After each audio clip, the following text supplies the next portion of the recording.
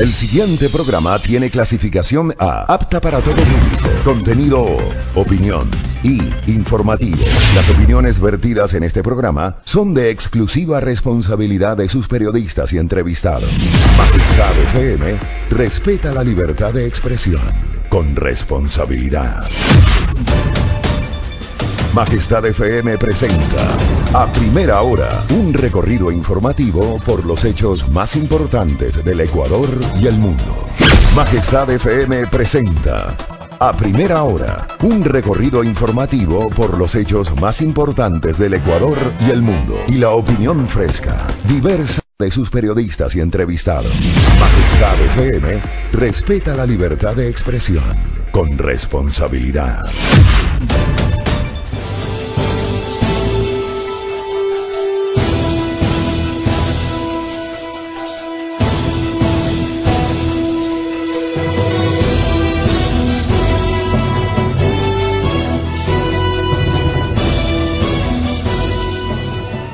Con 4 en la mañana, ya estamos en viernes 2 de agosto de 2019. Bienvenida, amable audiencia de Majestad FM, televidentes de Majestad Televisión en la provincia Sáchira. Abrazos hasta ese rincón de nuestra geografía. Igualmente a quienes nos sintonizan en las provincias a las cuales llegamos con nuestra señal abierta, Pichincha, Maravilla, Esmeraldas. Estamos en Facebook Live a través de las fanpages de A Primera Hora y de Majestad FM. Nos retransmite el primer portal de noticias del Ecuador, ecuadorinmediato.com, y también para el resto del país y alrededor del mundo por www.radiomajestad.com. Comenzamos a primera hora, junto a los contertulios, Alexis Moncayo y quien les habla, Fabricio Vela, Wendy Barreiro en la coordinación y manejo de redes sociales, Juan Pablo Constante, DJ Line, en el Control Master. Contertulio, buenos días. Hola Contertulio, ¿cómo estás? Muy buenos días, saludos cordiales a todos ustedes, amigos, que cada mañana están junto a nosotros en este su espacio de noticias a primera hora, gracias a la señal de la Soberana del Aire. Viernes 2 de agosto, día histórico para este país, pues se recuerdan los acontecimientos de aquel 2 de agosto de misa de más de 300 personas. Es una verdadera masacre lo que ocurrió acá en Quito en aquellas épocas. 209 años, ¿no? 209 años de un hecho que conmocionó a lo que hoy es el Ecuador. 209 años de la masacre de los próceres del 10 de agosto de 1809. Bueno, efectivamente esa es una fecha histórica. Vamos a hablar un poquito de nuestro menú informativo para la jornada del día de hoy. Obviamente en el comentario estaremos explorando algunos de los elementos con los cuales estamos cerrando esta semana. Luego estará con nosotros el defensor del pueblo, Freddy Carrión. Algunos temas para comentar, la preocupación de la institución que él lidera respecto del reclamo de los jubilados y también la crisis en el sistema carcelario. Tendremos una interesante entrevista con José Granda. Él es un científico ecuatoriano y trabaja para la NASA. Vamos a conversar con él sobre lo que ha significado para este organismo, para la NASA, el aniversario número 50 del aterrizaje del Apolo 11 en la Luna. Por primera vez el hombre llegó a la Luna, y sobre esto pues en Estados Unidos, en la Florida, hubo una serie de homenajes, de actos de recordación de uno de los hitos más importantes en la historia de la humanidad. Estaremos hablando con José Granda, que además es científico ecuatoriano, es compatriota nuestro, pero trabaja para la NASA. Y en el pajareo estaremos hablando sobre matrimonio igualitario. Pamela Troya, que se casa la próxima semana, y el activista Freddy Lobato estarán con nosotros aquí en la mesa de trabajo de los contertulios. Bienvenidos todos, comenzamos a primera hora con los titulares. El siguiente segmento tiene contenido y informativo. En A Primera Hora, los titulares de la jornada de hoy.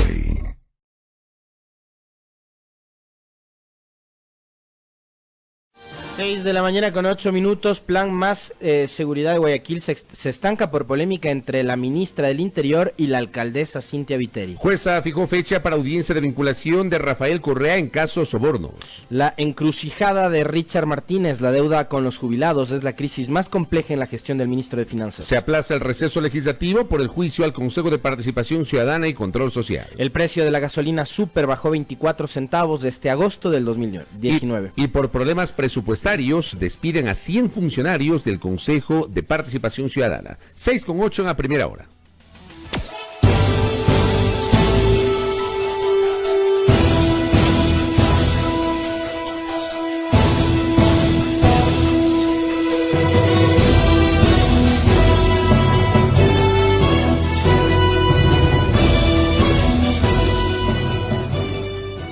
6 de la mañana con 9 minutos. Plan Más Seguridad de Guayaquil se estanca por polémica entre la ministra del Interior y la alcaldesa.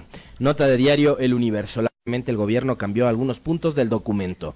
El plan es la suma de esfuerzos entre el municipio de Guayaquil, gobierno, policía, sistema judicial y otras entidades para frenar la creciente ola delictiva.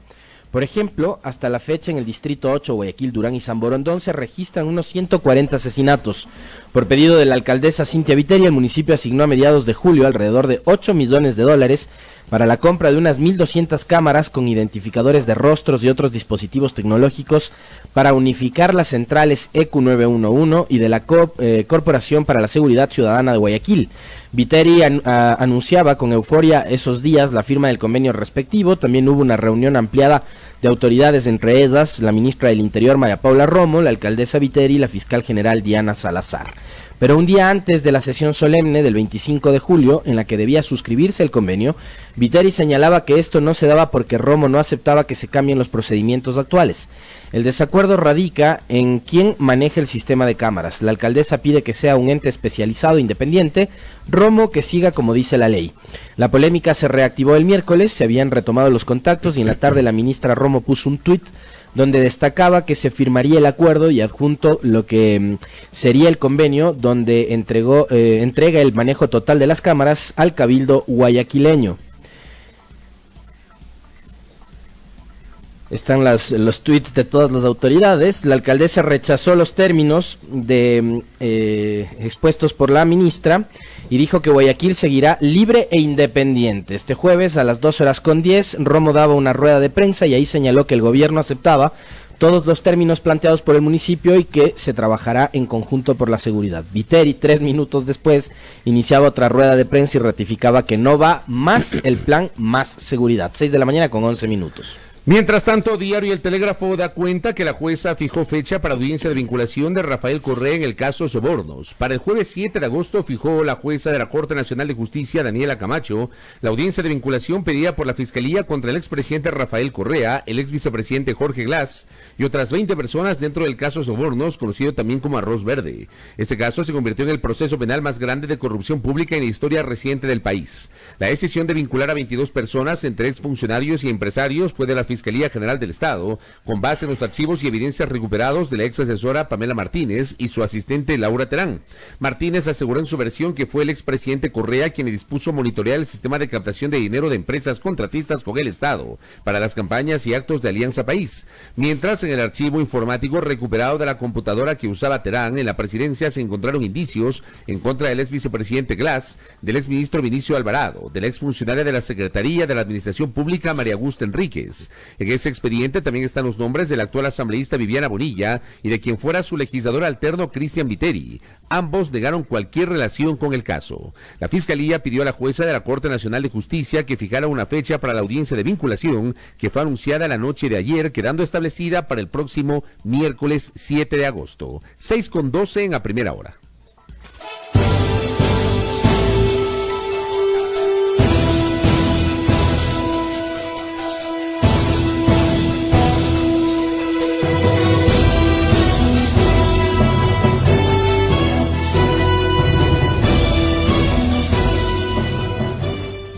Seis de la mañana con 13 minutos. La encrucijada de Martínez, la deuda con los jubilados es la crisis más compleja en la gestión del ministro de Finanzas. Nota de Diario Expreso.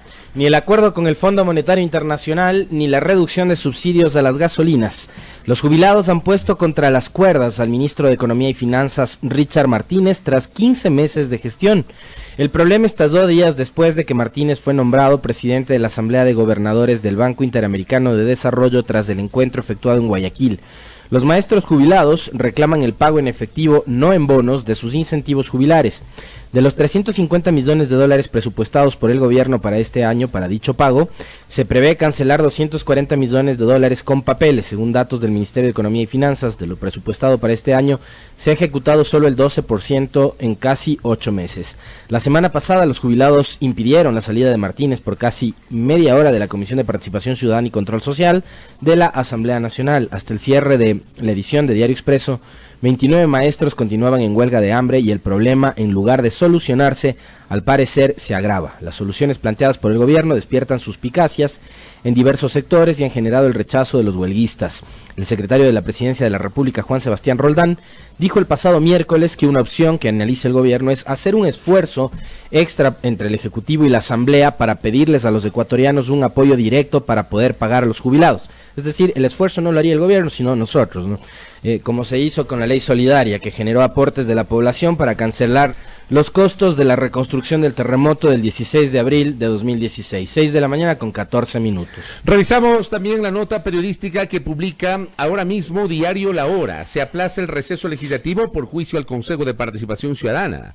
Por pedido de la Comisión de Fiscalización de la Asamblea, el Consejo de Administración Legislativa aplazó una semana el inicio del receso legislativo. La suspensión de actividades estaba prevista del 12 al 23 de agosto, pero con el cambio se cumplirá del 19 al 30.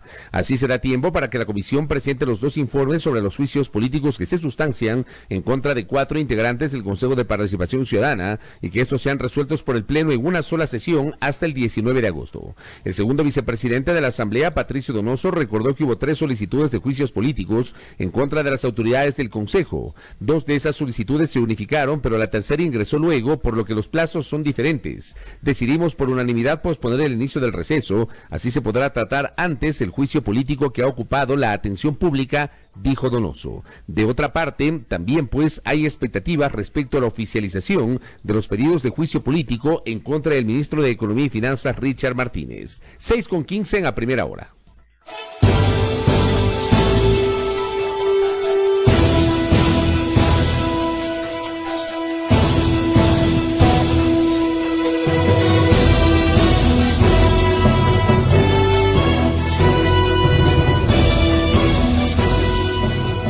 Seis de la mañana con 16 minutos, el precio de la gasolina super bajó 24 centavos desde agosto, nota de diario El Comercio. El precio de la gasolina super fijado para este mes descendió. Según el esquema de precios publicado por la Agencia de Control de Hidrocarburos ARCH, vigente para agosto, el costo de este producto en las terminales será de 24 centavos menos con relación a julio. Así, en este mes, en las terminales de despacho, el galón de super costará $2.35. En el mes anterior, este se comercializó en $2.59. A este costo se debe incluir el margen de ganancia que cada estación de servicio fija en función de sus costos operativos, de la oferta y de la demanda del producto. Así, en promedio, el galón de esta gasolina se podría vender a menos $3, informó este 1 de agosto del 2019 Francisco Silva, vicepresidente de la Cámara Nacional de Distribuidores de Derivados de Petróleo del Ecuador. Silva comentó, por ejemplo, que la comercializadora PIS sugirió para agosto el precio de venta al público de $2.98, cuando en el mes anterior se comercializó cada galón de este derivado en $3.15. Según el decreto ejecutivo 619 que modifica los costos de los combustibles, Petroecuador debe actualizar mensualmente el valor de la super en función de los precios del mercado internacional. 6 de la mañana con 17 minutos. Para finalizar este bloque de noticias nacionales, ecuadorinmediato.com da cuenta del difícil momento presupuestario del Consejo de Participación Ciudadana y Control Social, con el despido de 102 funcionarios que trabajaban en esa entidad. Los empleados fueron notificados la noche del 31 de julio, lo cual obedecería un recorte de presupuesto en esta entidad. La consejera Victoria de Sintonio denunció que debido al recorte del Ministerio de Finanzas ocurrió el despido de los trabajadores. Los consejeros de Participación Ciudadana Walter Gómez y Victoria de Sintonio hicieron públicas denuncias en el sentido de que el gobierno no habría entregado recursos para que la entidad pueda funcionar e inclusive no se pueden pagar los salarios de los funcionarios. Se tuvo prevista ayer y de hecho se dio una rueda de prensa liderada por el presidente del Consejo, José Carlos Tuárez, denunciando esta situación. 6:18 en A Primera Hora a través de la señal de Majestad FM.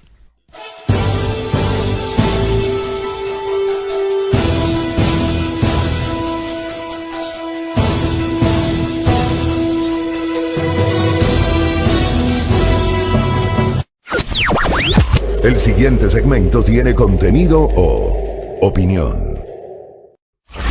Los contertulios analizan ahora la actualidad del país y el mundo. En A Primera Hora, la tertulia del día. Un ejercicio de plena libertad de expresión con responsabilidad.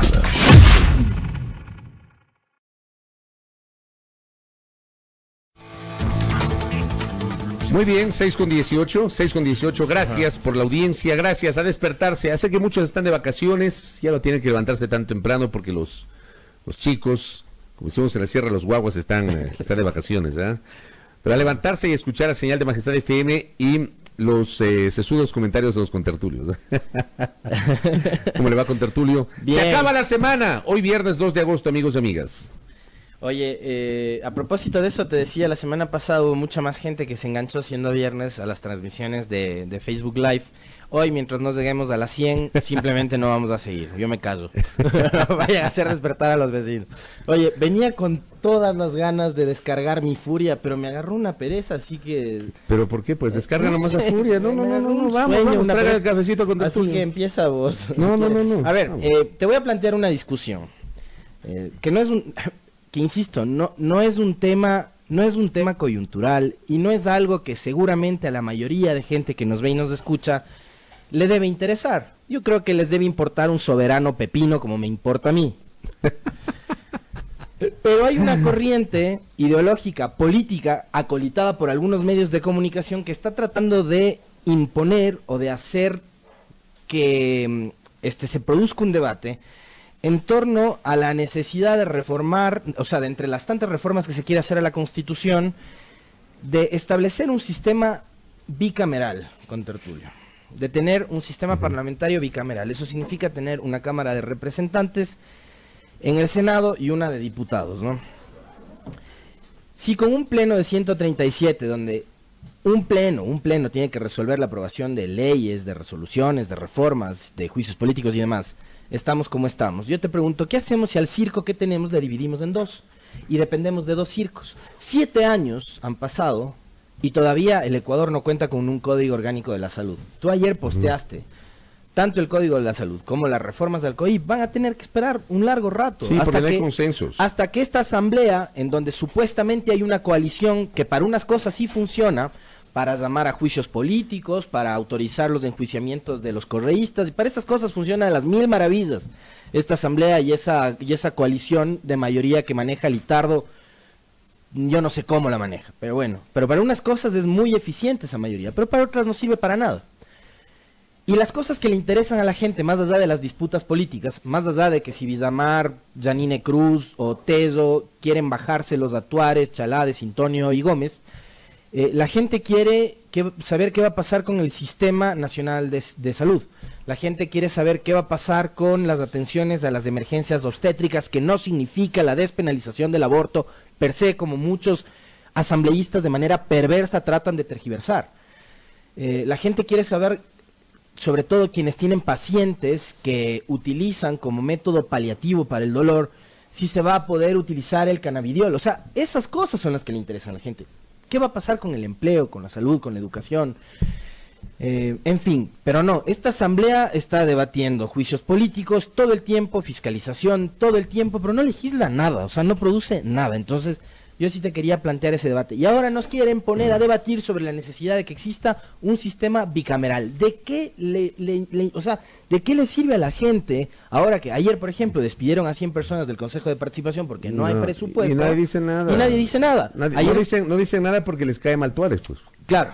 Claro, porque Martínez es protegido por las cámaras, por los empresarios. Pero va más allá de eso, o sea, etcétera. a un segmento de la opinión pública les cae mal Tuárez, les cae mal Gómez, les cae mal Charay, les cae mal de Sintonio. Entonces, como les cae mal la mayoría del consejo y como ese consejo está deslegitimado, bueno, no les demos presupuesto y hay que despedir a 100 gentes o tal vez no renovarles el contrato, porque no sé cómo es la lógica contractual del consejo, no sé si con la finalización del consejo transitorio automáticamente se mantuvieron los contratos vigentes o había que renovar los contratos de la gente. No tengo, digamos, conocimiento sobre las lógicas administrativas del Consejo. Pero mira, tú planteas un tema sobre el cual, y permíteme hablar en primera persona, a mí el periodismo me dio la oportunidad de cubrir 2 asambleas constituyentes, la de 1997-98 en Sangolquí y la de 2007-2008 en Montecristi. En ambas asambleas, tanto en aquella liderada por el Partido Social Cristiano y la Democracia Popular, que no redactó una nueva constitución, sino que incorporó una gran reforma a aquella constitución que nos permitió regresar a la democracia en el año 1979. En esa asamblea, se planteó ya esta discusión sobre la necesidad de mantener una sola cámara o volver al sistema bicameral que estuvo vigente antes de la dictadura de 1972. En el pasado, y esto dice la historia, el Ecuador ya tuvo un Congreso y un Senado. Por eso el Salón José Mejía Lequerica del edificio legislativo, durante mucho tiempo le conocimos como el Salón del Ex Senado. Ajá, correcto. Teníamos 2 cámaras en el Ecuador, hasta antes de la dictadura de 1972. Hay que revisar la historia. Habría que analizar si fue eficiente o no ese esquema bicameral, en tiempos en los cuales probablemente muchos de nosotros todavía no existíamos, o tal vez algunos de los que nos están viendo o escuchando eran muy jóvenes o no lo recuerdan. A ver, pero Ya, no lo sé. Yo ni tanto creo que habría que regresar al pasado, porque eso te da cuenta también, con Tertulio, de cómo cada 4 años, o a veces cada 2, dependiendo de cuánto duren los gobiernos en este país, la lógica ha sido la de la refundación, y sobre eso nosotros también hemos sido críticos, claro, que permanentemente. cada 10 años quieren refundar la República. Exactamente, ¿no? entonces, si después del regreso a la democracia se resolvió que no funcionaba ese sistema bicameral, entonces quiere decir que no funcionaba. Como después de todo este largo tiempo, llegamos hasta 2008, donde se resolvió en constituyente y con referendo popular, que no servía el mecanismo de elección de autoridades a través de la asamblea, porque politizaban absolutamente todo, queriéndole dar una lectura muy ciudadana. O sea, ese momento fue ideal, perfecto para plantear el debate de ciudadanizar la elección de las autoridades de control, que no funciona después, todo se fue al trasto, no funciona y que Correa concentró todo su poder en la elección de esas autoridades. Ya es otra discusión. Esa es otra discusión. Pero te das cuenta de que nuevamente, o sea, no funcionó el sistema bicameral, pasamos solamente al de los diputados. No funcionó el de los diputados eligiendo autoridades de control, pasamos al de la creación del Consejo de Participación, y hoy estamos hablando de la eliminación del Consejo de Participación, de retomar nuevamente en la Asamblea esas atribuciones de elección de autoridades de control. Pero a través del Senado. Y de crear un Senado. O sea, a través del Senado, para que sea el Senado el que se encargue de la designación. Pero yo lo que te quería decir es que... Y de ahí te planteo otra discusión. Sí. 7 años para hablar del COS, que no se ha aprobado. 7 pues. años con una asamblea, con un pleno. Te pregunto, con 2 cámaras, ¿cuánto el tiempo promedio de un código? Porque habría que ver cómo funcionan las lógicas en otros países que sí tienen congresos bicamerales, que las decisiones del Congreso deben ser ratificadas por el Senado. Entiendo que eso pasa en Estados Unidos, creo que también pasa en Colombia, funciona así. Pero yo te decía, ya en la constituyente de Sangolquí se planteó este debate y se decidió mantener la estructura del Congreso Nacional. Hubo un cambio, que esto muy poca gente se acuerda, sobre todo los más jóvenes. Déjenme contarles que cuando regresamos a la democracia en el año 79 y hasta el año 84, lo que denominamos después Congreso se llamaba Cámara Nacional de Representantes. Hubo una particularidad, que candidatos que se presentaron a las elecciones del año 79 a la presidencia de la República, luego pudieron ser congresistas de esa Cámara de Representantes, y menciono uno, Rodrigo Borja Ceballos, por ejemplo, que fue candidato presidencial, que no llegó a la segunda vuelta electoral. La segunda vuelta del año 79 se definió entre Jaime Roldós y Sixto Durán Ballén. Rodrigo Borja fue candidato por primera vez en el 79, pero fue fue congresista e integrante de la Cámara de Representantes. Después, en el año 84, se convierte en Congreso Nacional, y hasta el año 97 el Congreso no funcionaba con sesiones plenarias todo el año. El Congreso tenía una estructura que se llamaba el plenario de las comisiones legislativas. Tú tenías la instalación del Congreso Nacional el 10 de agosto. Tenías, si la memoria no me es infiel, 2 o 3 meses de sesiones del Pleno del Congreso Nacional. Y luego, durante el resto del tiempo, se instalaba el plenario de las comisiones legislativas, que era, vamos a suponer que el Congreso se integraba por 100 diputados o por 80 diputados. Ya, el plenario se integraba por 30 a 35 diputados, o sea, era un grupo más reducido, más pequeño, que era el que se encargaba de procesar las leyes y de manejar toda la dinámica del trabajo legislativo. Y solamente para cosas específicas había convocatorias a Congreso extraordinario para que sesionen todos los legisladores que integraban el Congreso Nacional. Así se manejó hasta el año 97. En el año 98, cuando empieza a regir la Constitución que fue redactada, que fue reformada, la gran reforma esta de Sangolquí, se decide que el Congreso Nacional sesione durante todo el año con 2 recesos de 30 días cada uno. Es decir, durante 10 meses, sesiones del Congreso Nacional, del Pleno del Congreso Nacional, y 60 días divididos en 2 meses, separados esos 2 meses de receso legislativo. Esa lógica se mantuvo de alguna manera en el fondo, porque en la Constitución de Montecristi se mantuvo la estructura de que siga funcionando el Parlamento ecuatoriano ya no como Congreso, sino como Asamblea. Se cambió el nombre, pero las estructuras y las prácticas han seguido siendo las mismas. Y se redujo el periodo de receso ya no de 1 mes o de 2 meses, sino de 1 mes dividido en 2 recesos de 15 días cada uno. Y también en Montecristi se habló sobre la posibilidad de regresar a un Congreso bicameral. Y se decidió que no, que se mantenga la unicameralidad. Ahora bien, si vamos a la bicameralidad, ¿cuáles serían las justificaciones? ¿Quiénes serían los senadores? ¿Cuál sería su trabajo? ¿Cómo serían elegidos? ¿Cómo serían elegidos? Porque entiendo que en estas horas, sé que en estas horas la Corte Constitucional va a profundizar en un pronunciamiento que entiendo adoptado en las últimas horas. Entiendo que la Corte Constitucional está por dar luz verde para una reforma parcial de la Constitución, tal y como propuso el comité, el llamado Comité para la Reinstitucionalización Democrática del país, que lidera el ex consejero transitorio Pablo Dávila, y donde también están personas como Enrique Yaramora, Hernán Pérez Luz, Germán Rodas, etcétera, que presentaron esa propuesta hace pocos días a la Corte Constitucional. Sé que la Corte Constitucional está a portas de dar luz verde para una reforma parcial de la Constitución vinculada a ese tema. Pero sí me gustaría saber, porque tú planteas algo que es absolutamente interesante para debatir desde el punto de vista político. Si hoy tienes una asamblea de 137 legisladores, sobre lo cual además se han planteado en los últimos tiempos proyectos de reforma para reducir el número de diputados, de legisladores. Cuando estás hablando de temas de austeridad y cosas por el estilo, de que hay que ser mucho más cautos, delicados, cuidadosos con el manejo de los recursos públicos, ¿cómo pretendes duplicar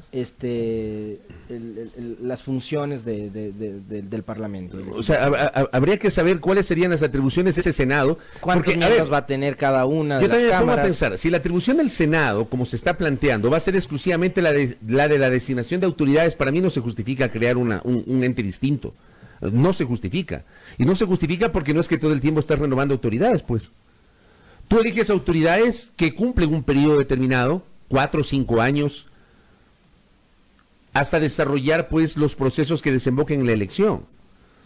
O sea, si al final del día el camino va a ser eliminar el Consejo de Participación Ciudadana y Control Social o restarle la atribución al Consejo de designación de autoridades para que esa atribución retorne a la legislatura, yo creo que dentro de la estructura legislativa se debería definir algún mecanismo que garantice un cambio y no necesariamente el retorno de las mismas prácticas que ya fueron manejadas por la legislatura hasta el año 2007, que era la de designación de autoridades con base en ternas y en base a ver, y esto ha sido siempre, el reparto político, la componenda, qué sé yo.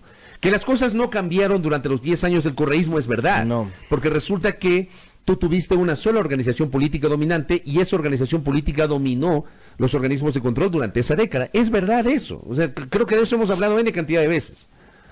Pero un montón. Si quieres que las cosas retornen, digo, en un país con una institucionalidad fuerte, debería ser la función legislativa la que designa autoridades de control. A mí sí me sigue causando ruido eso, y lo he dicho en varias ocasiones. Me causa ruido porque he sido testigo durante 26 años de mi vida que he ejercido el periodismo, he sido testigo de las cosas y de los errores y de los problemas que se han dado a nivel político para designar autoridades de control en varios pasajes de los últimos tiempos. ¿Quién me garantiza que en el futuro no va a ocurrir lo mismo en la función legislativa? Claro, es verdad, también es válido que alguien me diga que es más democrático que 137 designen a una autoridad de control a que lo hagan 7.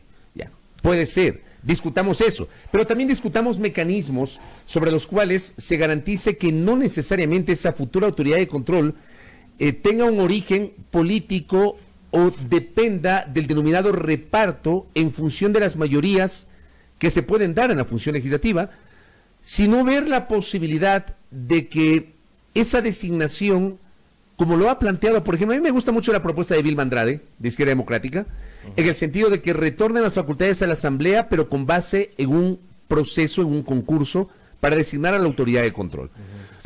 O sea, desde la óptica que se ha planteado, desde la tesis me parece interesante. Habría que ver si en la práctica funciona, porque muchas veces nuestros políticos todo dañan. O sea, todo dañan. Claro, y yo te voy a plantear ahí una discusión. O sea, sería genial si es que desde la academia se puede generar un filtro que por lo menos le dé cierta independencia a la designación de esas, o sea, independencia, transparencia, probidad, etcétera. Pero mira tú, Ramiro García es subdecano universitario. Está participando en absolutamente todos los procesos de selección de todos los organismos de control. O sea, está hasta en la sopa para elegir autoridades, Ramiro García. Es subdecano. ¿Tiene un sesgo? Sí, tiene un sesgo. Él dice que hay que barrer con los correístas. Gustavo Vega, rector universitario, estuvo a cargo del desastre que fue el Consejo Nacional Electoral Transitorio. Entonces, ya ni los representantes de la academia en este país, con Tertulio, ¿qué pena tener que decir esto? Son garantía de nada. Sí, de acuerdo. Además tú, a ver... la señora María Paz Hervis es también decana universitaria y ella también sigue la misma lógica de García. Hay que barrer con el correísmo. De acuerdo, pero entonces hay un sesgo. Tú no vas a encontrar académicos que no tengan un sesgo. Es imposible. Sí, entonces ¿cómo le das independencia? No, es imposible. Al tema? ¿Y cómo le das transparencia a la Es que a mí a mí me parece que el discurso de parte de un segmento de la opinión pública y de la clase política de plantear que en la academia tú tienes necesariamente a los iluminados. A ver, esos iluminados no son ángeles y arcángeles, tienen un sesgo y tienen una opinión y una ideología. Es que hay un tema adicional con Tertulio. Es como en la prensa. En la prensa hay vacas sagradas, ¿sí? ¿No es cierto? Ya. Deshazte de esas vacas sagradas y empieza a buscar en el medio. Hay más periodistas jóvenes, ¿no? Yo creo que en la academia pasa igual. En la academia hay probablemente docentes Sí, los hay. que no tienen filiación política, que yo estoy seguro que actuarían con absoluta independencia y probidad. Yo estoy seguro que sí, pero el problema es que acá estás buscando a los mismos de siempre que saben que siguen la línea que dejó marcada Trujillo, ¿no? Sí, de acuerdo. Ya, eso es lo que estoy de acuerdo. Politizado todo, hasta la educación. No, yo estoy de acuerdo. Entonces, no es garantía de absolutamente nada, ¿no? Sí, yo estoy de acuerdo en eso. Estoy totalmente de acuerdo en eso. Y sí, yo suscribo tus palabras. A mí me parece que la bicameralidad no es la solución. No es la solución. La bicameralidad no te garantiza una mejor legislatura. La bicameralidad no te garantiza un cambio de las prácticas. Yo recuerdo, siempre recuerdo una frase que pronunció Marta Roldós durante el desarrollo de la Comisión Legislativa de Transición, que fue mal llamada Congresillo después de que finalizó las funciones la Asamblea Constituyente de Montecristi, y se dio esta transición de cara a la instalación de la nueva Asamblea en mayo del año 2009. Marta Roldós decía: no sirve de nada cambiar los nombres si las prácticas siguen siendo las mismas. La función legislativa en este país, y lo dije hace minutos, se llamó Cámara Nacional de Representantes en el 79, Congreso Nacional en el 84, Asamblea Nacional en el 2009, 2008-2009. Y seguimos hablando de los mismos errores, de las mismas falencias, de los mismos vicios que tiene la clase política representada en esa legislatura. Yo recuerdo, por ejemplo, cuando en el Congreso Nacional del año 97, y fruto de la consulta popular de ese año que legitimó a Fabián Alarcón como presidente interino de la República y ratificó la cesación inconstitucional de Abdalá Bucarán Ortiz, generada por ese Congreso Nacional que presidía Alarcón, ese Congreso posterior, ya con Alarcón como presidente interino, se encargó de diseñar la normativa legal para poder viabilizar la instalación de la Asamblea Constituyente de Sangolquí, que no tuvo plenos poderes, hay que decirlo, hay que recordarlo además.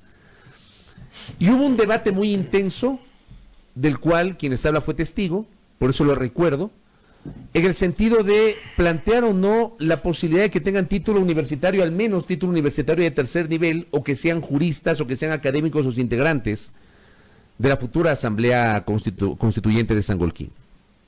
Finalmente eso no pasó, y no pasó porque se consideró y se evaluó que una decisión de semejante naturaleza iba a afectar los derechos de participación de los ciudadanos. digamos, la normativa, y este es un principio universal, los ciudadanos somos susceptibles de elegir y de ser elegidos, los ciudadanos que estamos en goce de nuestros derechos políticos y de nuestros derechos de ciudadanía. Entonces, limitar un cargo de elección popular a un título universitario en ese Congreso del año 97 de cara al constituyente de ese año de Sangolquí finalmente se dejó de lado. Sé que hoy, dentro del proyecto que ha presentado la Comisión para la Reinstitucionalización Democrática del país, se plantea en función de volver a la bicameralidad, que en ese Senado, o los integrantes de ese posible futuro de Senado, tengan título universitario o tengan un perfil académico distinto. Y entiendo que esa parte es la que no sería autorizada por la Corte Constitucional. Eso lo vamos a conocer seguramente en estas horas, con mayor certeza. Porque, amigos y amigas, el título no garantiza que vamos a tener una mejor legislatura. Yo recuerdo un diputado de la República que era arquitecto, título universitario de tercer nivel, y que se puso, siendo ministro, unos calzoncillos en la cabeza en la Plaza de Toros de Iñaquito durante las fiestas de diciembre de 1996, por mencionar un ejemplo. Conozco un economista que fue además ministro de gobierno de dos gobiernos, en 1988-92 es uno de esos gobiernos y el otro durante el interinazgo, fue además diputado de la República y resulta que tuvo que fugar acusado de peculado. Digamos, recordando algunos pasajes de la historia, a través de los cuales el título, amigos y amigas, no garantiza que vamos a tener unos mejores legisladores. Y conozco gente que no tiene título y que ha hecho legislaturas impecables, que se han destacado por su papel político. El título no garantiza nada. Créanme, no garantiza nada. No vamos a tener mejores legisladores si ponemos reglas más restrictivas y decimos, no, el ciudadano común no puede ser candidato, tienen que ser los iluminados. En el caso de autoridades de elección popular, eso es prácticamente una restricción a los derechos de participación política. No puedes, simplemente, ¿no? O sea, sería un retroceso en materia de derechos de participación, entonces yo o sea, creo que es hasta inviable. No, es inviable, es inviable. El tema es, y los partidos políticos pueden poner en las listas a quien se les cante. El tema es, por un lado, que las organizaciones políticas tengan verdaderas escuelas de formación de líderes que se lo tomen en serio ya esto. O sea, no es solo cuestión de coger y poner futbolistas, cantantes, presentadores de televisión y ganar las elecciones de la Asamblea y del Consejo y tener mayoría a través de apelar a personajes populares. Por un lado, es una responsabilidad absoluta de las organizaciones políticas el elegir mejor sus cuadros. Y por otra, yo seguiré insistiendo. O sea, finalmente en la democracia como la nuestra, somos los ciudadanos quienes elegimos a las autoridades a través del voto. Entonces, elegamos mejor. Si nosotros seguimos eligiendo al goleador de las eliminatorias, o si seguimos eligiendo al ganador de la San Silvestre, o si seguimos eligiendo al jurado de un reality show, o al presentador del mejor programa de televisión, y si seguimos bajo esa lógica, entonces no nos quejemos del resultado que tenemos. Así es. O sea, qué pena, pero es la realidad. En 1998 se dio, yo creo que ahí se desató este ejercicio de poner este tipo de personajes como candidatos, ¿no? En el año 98 tuviste de diputada a Silvana Ibarra por el PRE, tuviste de diputado a Polo Vaquerizo y a Rolando Vera por la Democracia Popular, y creo que ahí se allanó el camino, ¿no? Y luego a lo largo del tiempo has tenido al partido de Álvaro Noboa, por mencionar un ejemplo, que recurrentemente pone de candidatos a estrellas de televisión o estrellas de la farándula o a blogueros o a youtubers o a gente que no necesariamente se caracteriza por estar vinculada a la política, sino que son conocidos, que son famosos, que aparecen en los programas de farándula, en la prensa rosa ecuatoriana, qué sé yo.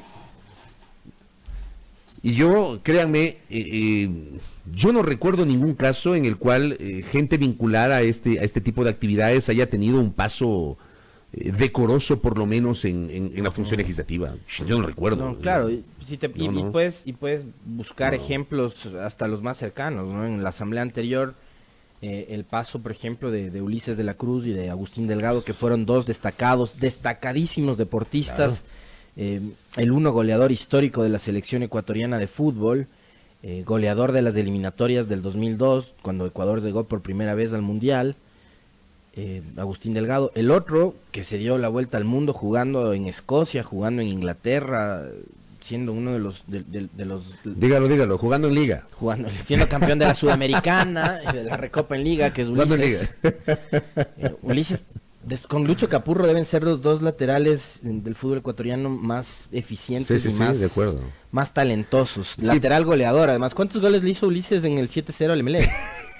3 de los 7 fueron de Ulises, ¿no? 3 de los 7 fueron de Ulises. Entonces, el primero en el minuto 44 del primer tiempo, no me lo recuerden. Oye, entonces tienes a estos dos destacadísimos deportistas. Pero no se destacaron en su paso de la legislatura. Exacto, pero con un paso intrascendente. Su paso fue intrascendente, en algunos casos paupérrimo. El paso de don Gerardo Morán, quien dicen que es el más querido por la asamblea, también fue un paso totalmente. Y luego el más querido perdió la reelección. Por otra organización política, por otra provincia. Ahora tienes a Wendy Vera, que se ha hecho conocer solo por escándalos, el uno por el tema de la compra de joyas durante una sesión plenaria, el otro por estamparse una camiseta con caritas suyas y por hacer una colecta para rescate animal haciendo parrilladas. ¿Qué asambleísta? Por eso te digo.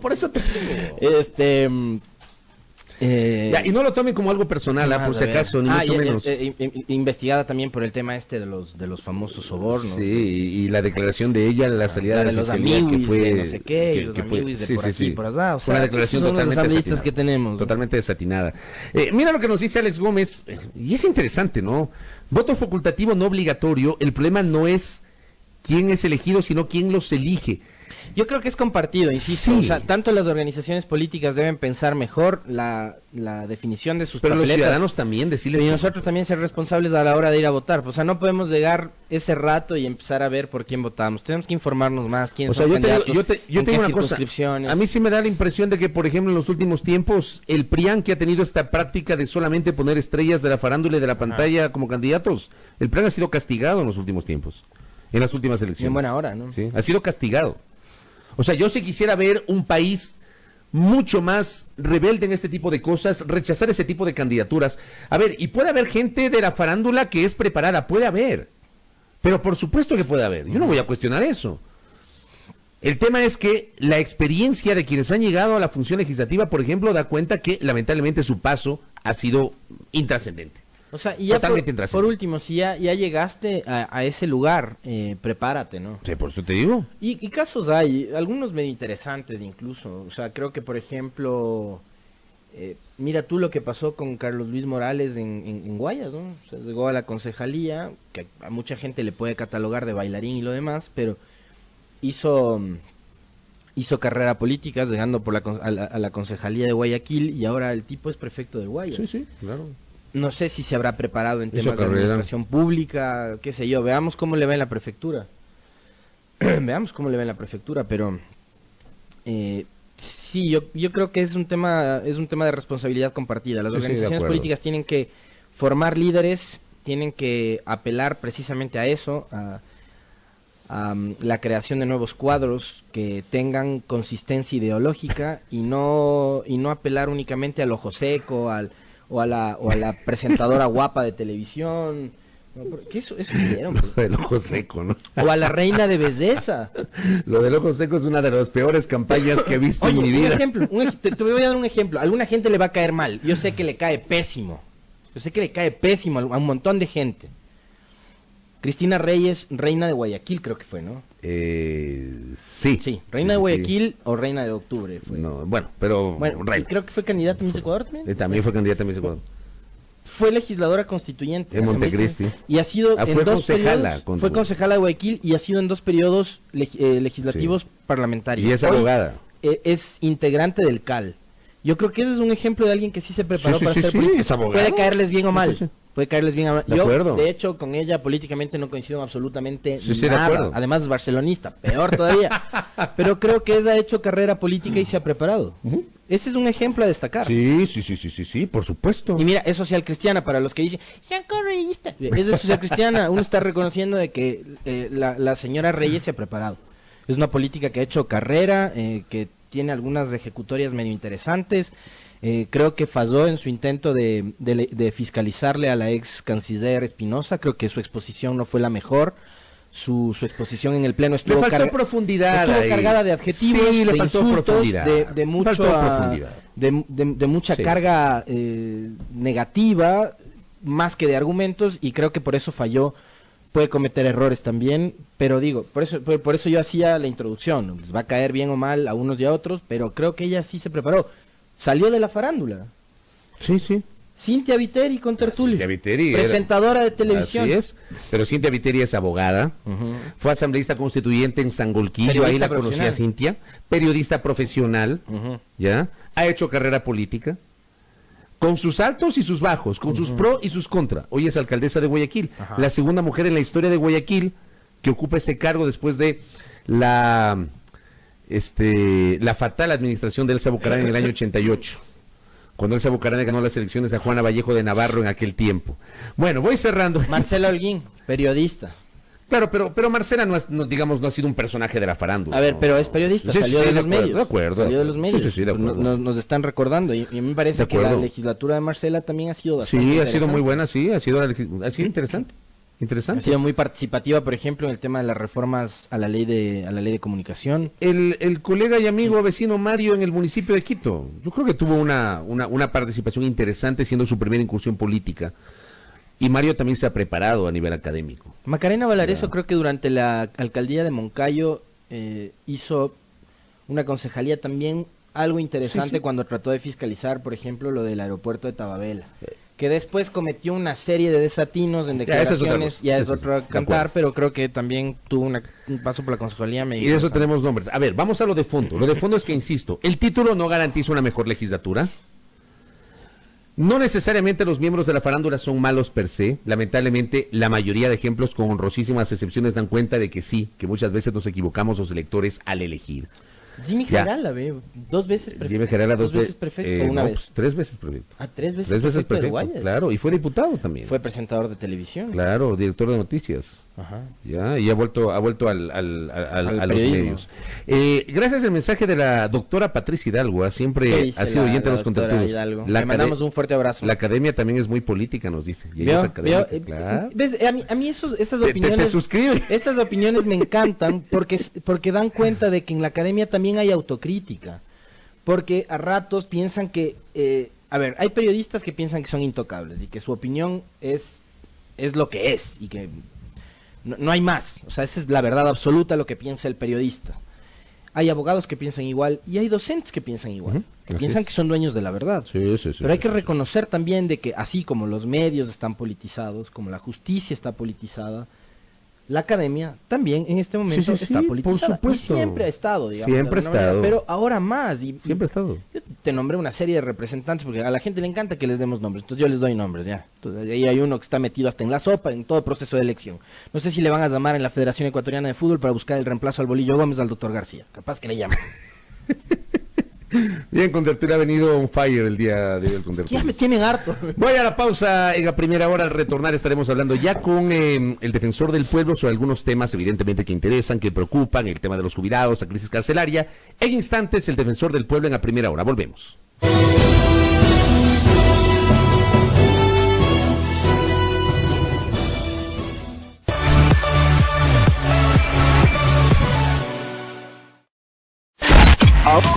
Ahora escucha Majestad FM. 1, 2, 3.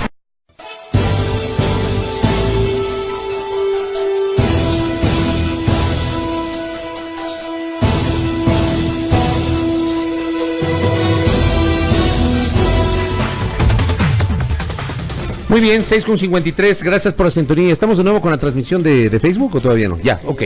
Para quienes nos están escuchando, nos fuimos unos segundos de Facebook, pero ya estamos nuevamente, reiniciamos la transmisión a través del Facebook Live. Para quienes no nos escuchan en señal abierta, nos pueden observar, pueden ver y pueden comentar nuestro programa a través del Facebook Live. Vamos a continuar con el programa de noticias del día de hoy y comenzar ya con la ronda de entrevistas correspondiente a la jornada de este viernes, cerrando la semana de labores. Freddy Carrión, defensor del pueblo, nos acompaña en nuestra mesa de trabajo. Qué gusto, señor defensor, bienvenido, buenos días. Bienvenido. Gracias, Fabricio, gracias, Alexis. Gracias por la invitación. ¿Cuál es la postura de su despacho respecto del reclamo de despacho? Es una consulta del presidente.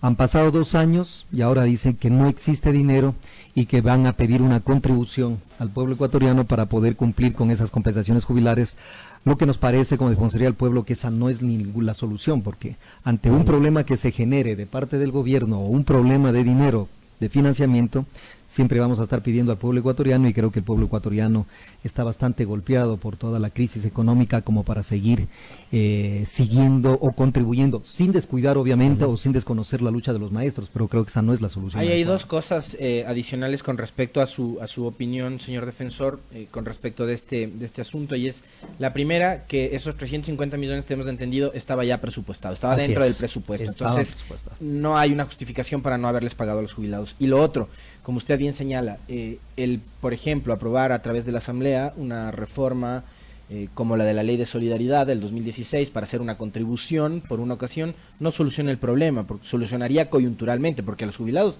hay que seguirles pagando. O sea, les pagamos ahora con la contribución del resto de ecuatorianos, pero ¿y después qué? Y no solo eso, Alexis, porque los problemas que tiene el gobierno o el Estado ecuatoriano a nivel de financiamiento o económico son variados.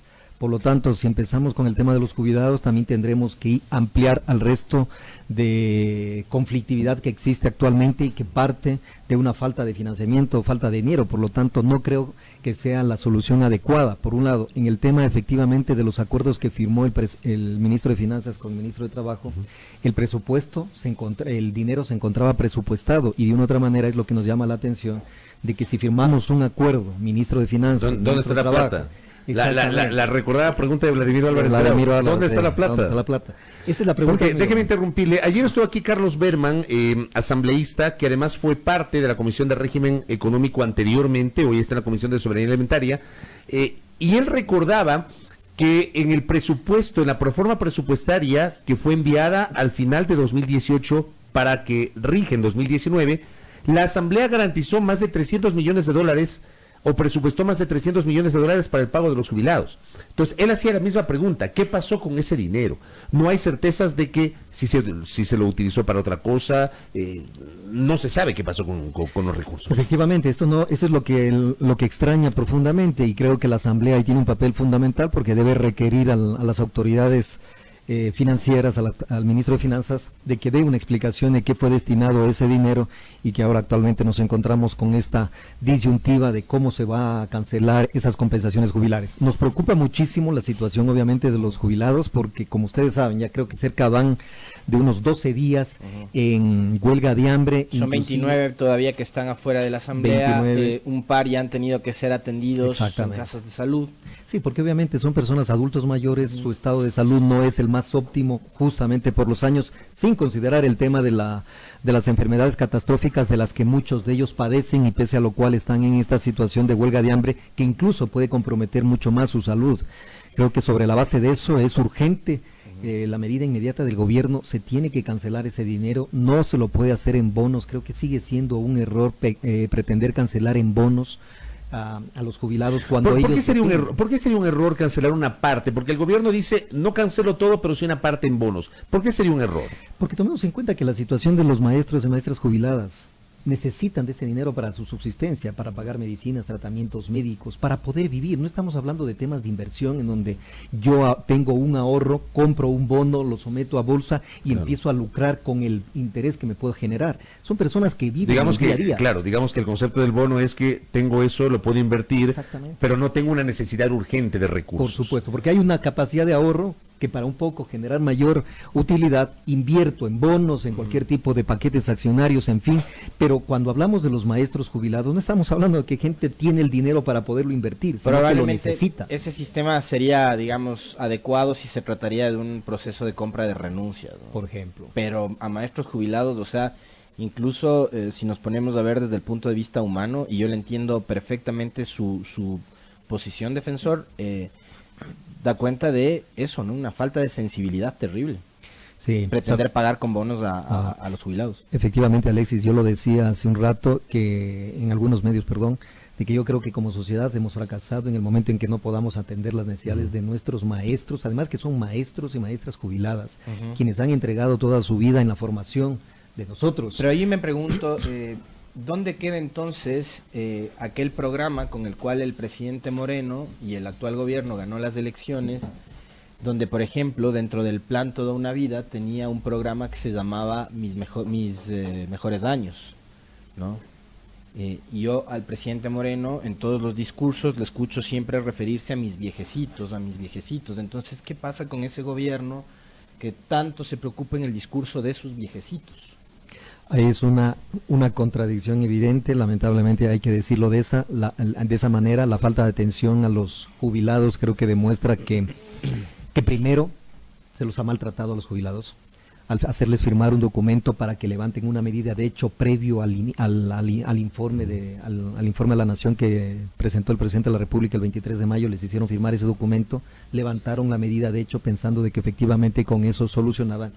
Y miren cómo estamos ahora, 2 meses después, y aún no se ha solucionado ese problema. Entonces creo que ha sido un maltrato. Solo por ponerles el ejemplo, que eso es también completamente condenable.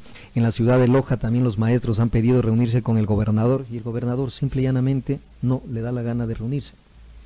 No le da la gana de reunirse. Es decir, hay un maltrato a los jubilados que a la final tienen derechos a ser escuchados, y no solo eso, a ser atendidas sus necesidades, sus derechos que se encuentran reconocidos constitucionalmente, y además no están pidiendo ningún favor. Ellos contribuyeron durante toda su vida. Están pidiendo lo que por derecho les corresponde. Exactamente, toda su vida contribuyeron para tener una jubilación digna. Y en estos momentos que necesitan la jubilación, el Estado ecuatoriano no les cancela. No creo que sea ni lo adecuado, ni obviamente lo constitucional, ni mucho menos de protección de derechos Ahora, humanos. desde su despacho, desde sus competencias y atribuciones, ¿qué puede hacer el defensor del pueblo frente a esta situación? Bueno, hemos hecho 2 actividades. La una, indudablemente, acompañándoles a los maestros jubilados en estos procesos de negociación, a pesar de que algunas autoridades nos han restringido la entrada, inclusive. ¿Quiénes, por ejemplo? Como propio ministro de Trabajo, tuvimos un pequeño incidente porque no nos permitía el ingreso acompañándolos a los maestros jubilados, sino solamente que asistan ellos junto con las autoridades, y a la Defensoría del Pueblo la dejaron fuera. Lamenté ese hecho, lo denuncié públicamente, porque a la final creo que la Defensoría del Pueblo, que a otra autoridad no le permitan ingresar. Lamentablemente nos ven, como dijo el ministro de Finanzas, como agitadores, y creo que ese es un concepto equivocado. No somos agitadores, somos protectores y defensores de los derechos humanos, y estaremos ahí en pie de lucha frente a ellos. Y por el otro lado es activar los mecanismos jurisdiccionales. Ante los jueces constitucionales actuaremos de esa forma, pidiéndole que también la justicia se pronuncie y exija de forma judicial que cumplan con estos pagos de las compensaciones jubilares a los maestros. Oiga, su posición realmente es digna de destacar, porque siendo usted parte de una institución del Estado, no del gobierno, hablo del Estado, usted maneja una posición crítica respecto de esto, y una posición de cuestionamiento hacia las autoridades y de defensa de los jubilados, pero no puede ir más allá de eso usted, más allá del acompañamiento y, digamos, de la reflexión pública sobre lo que está pasando. Lamentablemente no tiene más atribución. Lamentablemente no, es la Defensoría del Pueblo que tiene o ejerce una magistratura ética a través de estos pronunciamientos, de estas posiciones que de una u otra manera tratan de guiar, y que sobre todo la autoridad pública actúe en función de un enfoque de derechos. Creo que esa es nuestra función principal. Actuaremos, como digo, a través también de los mecanismos de las acciones jurisdiccionales, a efectos de que también la justicia se pronuncie y obligue al gobierno nacional a que cumpla con los derechos de los jubilados. Hay otro tema que ha atendido la Defensoría del Pueblo y que incluso ameritó que ustedes elaboren un informe, defensor, que es el tema vinculado a la situación carcelaria, la crisis carcelaria que está atravesando el país, que me parece ya rebasó a los 22 muertos dentro de los centros de rehabilitación. Han hecho un seguimiento ustedes como institución de lo que está sucediendo, y en ese caso las autoridades tanto de la Secretaría encargada del manejo de las cárceles como del Ministerio del Interior han conversado con ustedes, se han reunido para ver qué es lo que pasa y si se está o no aplicando de la manera correcta este estado de excepción en el sistema de rehabilitación social. Sí, Alexis. A ver, bueno, nosotros ahí tenemos doble competencia. La una competencia es la legal, la constitucional, que al ser la Defensoría del Pueblo parte del organismo técnico, del directorio del organismo técnico de rehabilitación social, hemos exigido de las autoridades, básicamente de la presidenta del directorio, la convocatoria necesaria a las sesiones de este organismo técnico, en la que están integradas varias carteras de Estado que tienen que ver con rehabilitación social, y también hemos solicitado que incorporen o que inviten la Fiscalía, el Consejo de la Judicatura, Ministerio del Interior y obviamente las Fuerzas Armadas, un poco para estructurar una estrategia que permita determinar que no solamente el problema de las cárceles es un problema de seguridad, sino de rehabilitación. Sí, podemos tener el control de las cárceles, pero si no podemos tener una política de rehabilitación, vamos a seguir llenando las cárceles.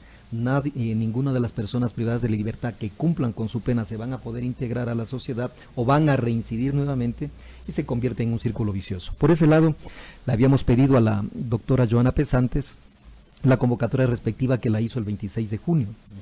Del 26 de junio pudimos tener ya una primera impresión de cómo se encontraba la situación y cuáles eran los mecanismos y acciones que se iban a tomar. Y habíamos quedado que, de acuerdo a lo que establece el estado de excepción emitido por el presidente de la República, nos convoquemos en 15 días. Lamentablemente eso estaba previsto para el 11 de julio, pero tenemos la convocatoria de la presidenta para el 7 de agosto, faltando 8 días para que acabe la prórroga del estado de excepción. No entendemos la lógica. Si estamos hablando de una situación de una crisis penitenciaria, de un estado de excepción, en donde tenemos a un organismo técnico que está facultado para adoptar políticas que permitan superar esta crisis, se lo convoca faltando ya 8 días para que termine el estado de excepción. Pero, digo, como están las cosas, no sería nada raro que vuelvan a prorrogar o prolongar el estado de excepción. Constitucionalmente ya no se puede. Ya en no estos se puede. 30 días termina el estado de excepción. Ya no hay forma. Ya no hay forma de que vuelvan a renovarlo. Por eso era mi insistencia, mi reclamo de que esto se lo convoque a los 15 días. Oiga, perdone mi ignorancia, pero cuando ocurrieron los hechos del 30 de septiembre, renovaron el estado de excepción ad infinitum, o sea, fue una renovación constante. Por eso me sorprende, no conocía el detalle de que no se podría renovar. El asunto es que lo que suele suceder no es tanto la renovación, sino la emisión de nuevos estados de excepción. Ya, correcto. En este caso, como se lo emitió por 60 días, la Constitución lo prevé máximo de una prórroga o una renovación de 30 días. Habría que hacer un nuevo decreto. Exactamente. Pero eso podría ocurrir, digo, porque la situación de los centros de privación de libertad no es que ha cambiado. Pero lamentablemente es que con el estado de excepción tampoco hemos hecho mucho. No se solucionan las cosas. No hemos hecho mucho, además. ¿Conoce usted, por ejemplo, qué ha pasado con lo de los guías penitenciarios? Si bien hicieron un proceso para poder vincular a nuevos guías penitenciarios al sistema de rehabilitación social. No sé cómo está ese proceso en este momento. Bien, el tema de los agentes de seguridad penitenciarios se había quedado obviamente en incorporar no sé si unos 500 guías, pero lamentablemente tampoco tenemos mucha información al respecto de que nos digan cuándo lo van a hacer, cómo lo van a hacer, porque toma en cuenta de que una vez que termine el estado de excepción, la policía tiene que salir de las cárceles, las Fuerzas Armadas tienen que salir de las cárceles. ¿Y quién se encarga de esa seguridad? Exactamente, se tendrían que cargar los porque agentes no hay de guías, seguridad. pues claro. Y ahí tenemos un problema adicional, los agentes de servicio penitenciario también están envueltos, algunos de ellos, en temas de corrupción. Entonces, si no controlamos el tema de la corrupción al interior de las cárceles, esto no se va a poder solucionar. No es un tema, por eso decía, solamente de seguridad, de poner un policía o un militar para el control del ingreso a las cárceles, digamos, sino siempre de al fondo siempre de todo problema es que no hay política pública permanente en el tiempo. Lamentablemente no. Se eliminó el Ministerio de Justicia, que era el órgano rector, por ejemplo, de el control del sistema penitenciario, que se encargaba de capacitar, de vigilar a los guías, que como usted bien señala, defensor, algunos están involucrados también en estas redes que controlan las cárceles, y terminamos también siendo parte del problema, ¿no? Estas crisis han sido cíclicas y creo que de una u otra manera el objetivo fundamental siempre cuando emitimos un estado de excepción es ir aprendiendo de que tenemos problemas muy estructurales que si no se le dan una adecuada atención, esto terminará convirtiéndose ya en problemas endémicos y sobre todo estructurales y sistemáticos, y cada 6 meses o cada año tendríamos que estar declarando crisis penitenciarias de estados de excepción para tratar de solucionar problemas que no se los ha atendido de una manera integral. Sigo insistiendo que este es un problema de política pública criminal y sobre la base de eso se necesitan ciertos parámetros adecuados que nos permitan obviamente ir preveyendo lo que se puede venir de aquí a 6 meses. Si seguimos bajo esta lógica, para diciembre tendremos 3.000, 4.000 personas más que ingresen a los centros penitenciarios, la capacidad ya será imposible de absorberla y generaremos ya no solo una crisis penitenciaria, sino una crisis social, porque eso sigue generando inseguridad y violencia. Correcto. Lo último, señor defensor, ¿le ha dado seguimiento tal vez o tiene alguna preocupación sobre las desvinculaciones que se están dando en el sector público? En los últimos meses mucha gente ha perdido sus plazas de trabajo en el sector público debido a la reducción del aparato del Estado, lo que el gobierno llama la optimización fruto de la situación económica. ¿Esto ha sido analizado por su despacho, señor defensor? Sí, por supuesto. A nivel de los trabajadores y seguridad social siempre será uno de los aspectos o uno de los grupos de atención que tiene la Defensoría del Pueblo, sobre todo por el tema de los derechos de los trabajadores. Vemos con profunda preocupación porque si estamos en una situación de crisis en donde no se ha reactivado el aparato productivo privado, en donde la inversión extranjera no ha terminado de calar, no ha aumentado la inversión extranjera, en donde de acuerdo a los índices de crecimiento económico del país están, creo que en rojo, no llegan ni al 0.5% de crecimiento. Si sobre la base de eso estamos analizando de que se incorporarán los despidos, estamos hablando de que hay cientos de ciudadanos y de familias que van a quedar sin ningún tipo de remuneración y van a comprometer obviamente su subsistencia. Sobre la base de eso, ellos van a ser muy difícil que puedan encontrar algún tipo de actividad productiva. Si hablamos que ya estamos en los 5 millones de personas que no tienen el pleno empleo, 5 millones de ecuatorianos que no tienen pleno empleo, sacamos más al desempleo, lo que estamos generando es un caldo de cultivo de explosión social. Y si no hay la dinamización de la economía, si lo único que hacemos es seguir restringiendo, seguir lanzando al desempleo a cientos de ecuatorianos, vamos a tener una grave crisis política, diría yo, que creo que es importante siempre considerarla. A las personas que están siendo despedidas del sector público tenemos que darle algún tipo de alternativa, porque de lo contrario, si no hay empleo en el público, ni tampoco en el sector privado, ¿de qué van a vivir? ¿De qué van a vivir? Y esa es una preocupación que a la final, como Defensoría del Pueblo, lo que hemos hecho es de una otra manera estar en la revisión o el acompañamiento de que se cumplan respecto a sus liquidaciones, porque más no se puede. No le puedo decir al Estado, no le prohíbo despedir a la gente, pero sí de que se les paguen sus liquidaciones legales. Aunque para algunos empresarios ciertos detalles asociados a la precarización vienen a ser formas talentosas de emprender, ¿no? ¿Te acuerdas la camioneta esa con las 2 lavadoras ahí? Que no era camioneta, era un triciclo, ¿no? Una tricimoto con 2 lavadoras de alguien que iba ofreciendo lavado de ropa express. A domicilio. Sí, claro, pero hay un presidente de una cámara de comercio porteña que dijo que eso es emprendimiento, ¿no? No, a veces tenemos conceptos. Viven en una burbuja, ¿no? Es lo que pasó también en el caso del gremio FedExport, que salió en defensa de Furukawa, ¿no? Defensa de Furukawa, que nos parecía inaudito, en un estado de derecho en donde se tiene que respetar los derechos de los trabajadores, y FedExport dijo que por favor, cuidado con sancionar esta empresa porque vamos a afectar al agro, al sector desatino, ¿no? Qué desatino. Completamente desatino. Eso me parece inaudito en un país como el nuestro. Qué barbaridad. Pero son los mismos empresarios los que están exigiendo al gobierno que sigan ese agresivo proceso de desvinculación de trabajadores públicos para achicar el tamaño del Estado. Ese es un problema, porque tendríamos una posición netamente solamente empresarial que no considera de que los problemas no solamente se resuelven desde el punto de vista de la situación más débil, que son los trabajadores. Siempre cuando hay crisis dicen, el problema es que los trabajadores me cuestan mucho. Pero también no empezamos a analizar que el sector productivo a veces no es tan eficiente. Y como no es tan eficiente, lo que quiere es maximizar los beneficios y reducir los déficits o las pérdidas, y lo que hace siempre es, con el lado más débil de la relación, bueno, hay que cortar, hay que bajar sueldos, hay que tratar de que trabajen más, pagarles menos, en fin, y eso se convierte en una explotación, que ahí es el papel del Estado: proteger, regular y evitar que se cometan este tipo de vulneraciones. Muy bien. Doctor, gracias por muy amable. Gracias, Alex. Freddy Carrión, defensor del pueblo, aquí en nuestros micrófonos. 7 de la mañana con 14 minutos en la primera hora. Desde el corazón de...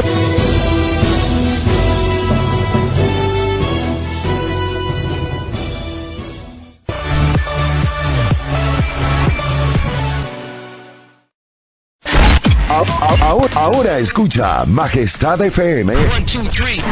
Ahora escucha Majestad FM en el canal 3 de TVNet. Majestad FM. Majestad FM. Con todos sus programas, locutores y DJs, están las 24 horas contigo en el canal 3 de TVNet. Majestad FM. La soberana del aire. Ahora en el canal 3 de TVNet.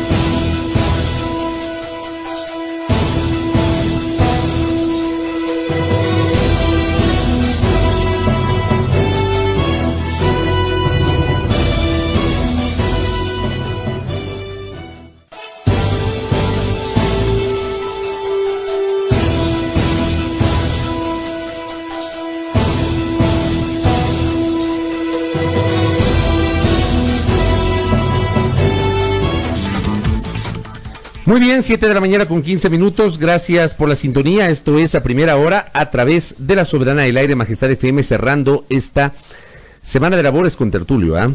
Sí, y como siempre los viernes les proponemos hablar de temas que ya no estén tan relacionados con la política después del comentario y la primera entrevista. Hoy vamos a hablar de ciencia y tecnología con tertulio. Sí, pues. ¿Y a qué nivel, no? Sí, claro que sí. Ajá. Miren ustedes, un ecuatoriano que trabaja en la NASA, y claro, la NASA, que en estas semanas, en estos días, digamos, estuvo de plácemes, estuvo conmemorando. Yo no solamente lo ubicaría como recordando, conmemorando, sino festejando, porque este tal vez es uno de los hitos más grandes en la historia de la humanidad. La llegada del hombre a la luna, un 20 de julio de 1969. Hace pocos días se celebraron los 50 años, se recordaron los 50 años de la llegada del hombre a la luna a través de la misión de Apolo. Sobre eso hay una cantidad de mitos. Un montón de mitos. Que le vamos a preguntar a nuestro invitado, José Granda, nos acompaña, él es científico ecuatoriano, trabaja para la NASA. ¿Cómo le va, José? Qué gusto, bienvenido. Doctor, buenos días. Muchísimas gracias, me encanta estar de nuevo aquí en mi país y pues me siento muy bien de volver y participar, en este caso, a los ecuatorianos de qué es lo que pasa por allá. Oiga, cuéntenos, ¿desde cuándo trabaja en la NASA y cómo se vincula justamente la NASA? Yo trabajo de la NASA desde el 2002, cuando el centro de NASA Langley en Virginia me invitó para que trabaje con los científicos allá. Y pues desde ahí me he quedado vinculado a ellos. Pues yo soy profesor asociado de la NASA, que quiere decir que cuando la universidad en la cual yo soy profesor principal del Departamento de Ingeniería Mecánica de la Universidad de California en Sacramento, cuando esté en sesión, pues yo estoy en la universidad. Cuando no esté en sesión, entonces yo voy a uno de los centros de la NASA o trabajo con mis estudiantes en los proyectos de ellos. Así funciona.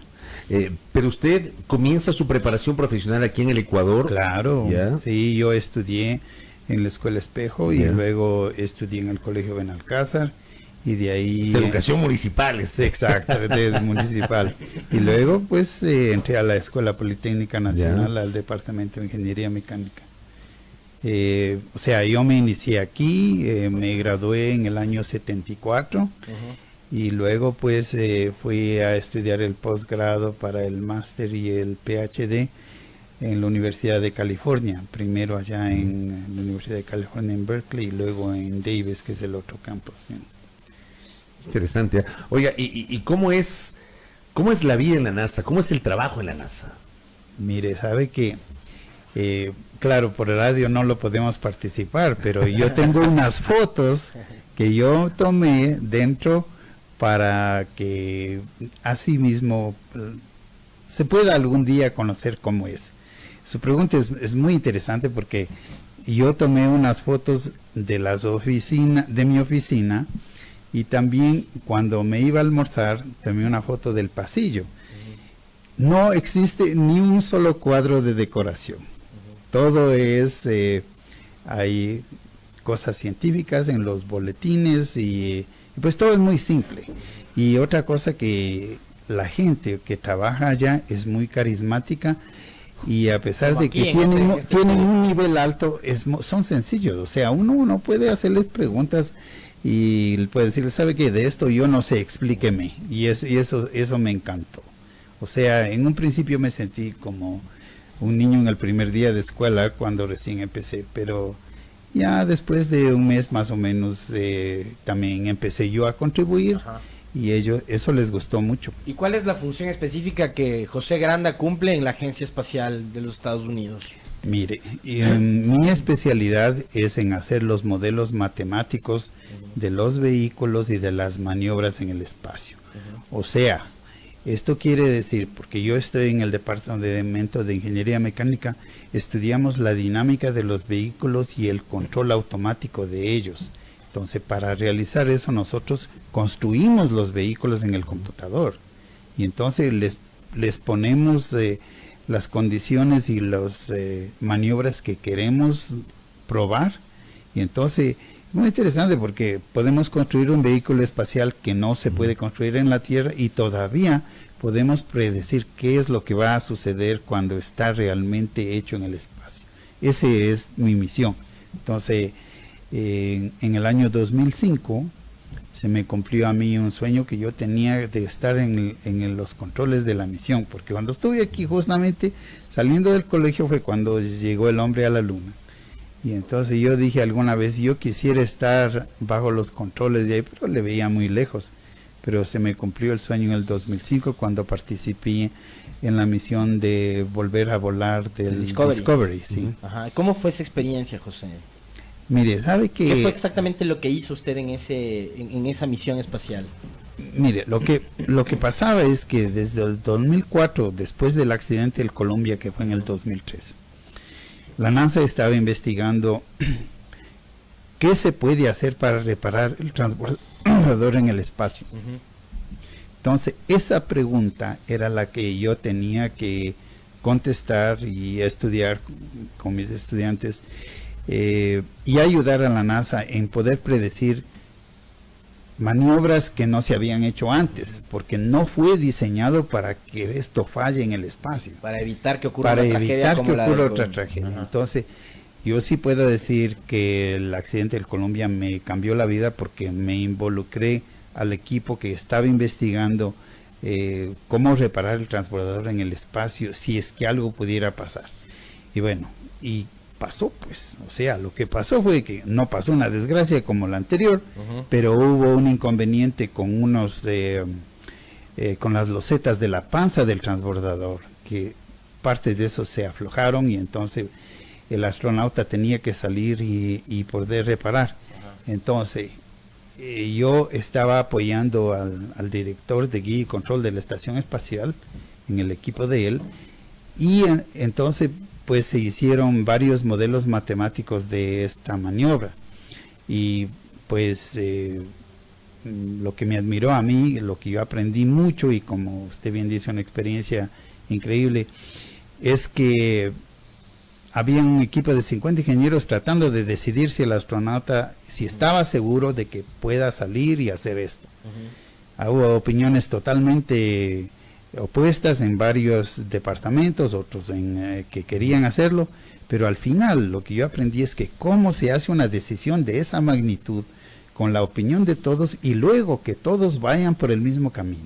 Ahora, eso no pasa aquí en el Ecuador. Claro. Llegaron el 20 de julio del 2019, 50 años desde aquel hito de la humanidad, de la presencia pues del hombre en la luna. Pero se llega en un momento en el cual entiendo, y quisiera que nos comente, les cuente a los oyentes y a nosotros detalles al respecto, se acabó la etapa de los transbordadores, hay una visión distinta respecto de la investigación espacial. ¿Cómo se está manejando esto? 50 años después, ¿cuáles son las lógicas que han cambiado dentro de la proyección que tenía la NASA originalmente cuando comenzó a preparar o a planificar la etapa de los transbordadores, por ejemplo? Excelente pregunta, porque eso se terminó, digamos, en el 2011, cuando se terminó de construir la estación espacial. O sea, entonces para mí también, nosotros estábamos haciendo la construcción de la estación espacial por modelos matemáticos. Entonces se terminó ese proyecto.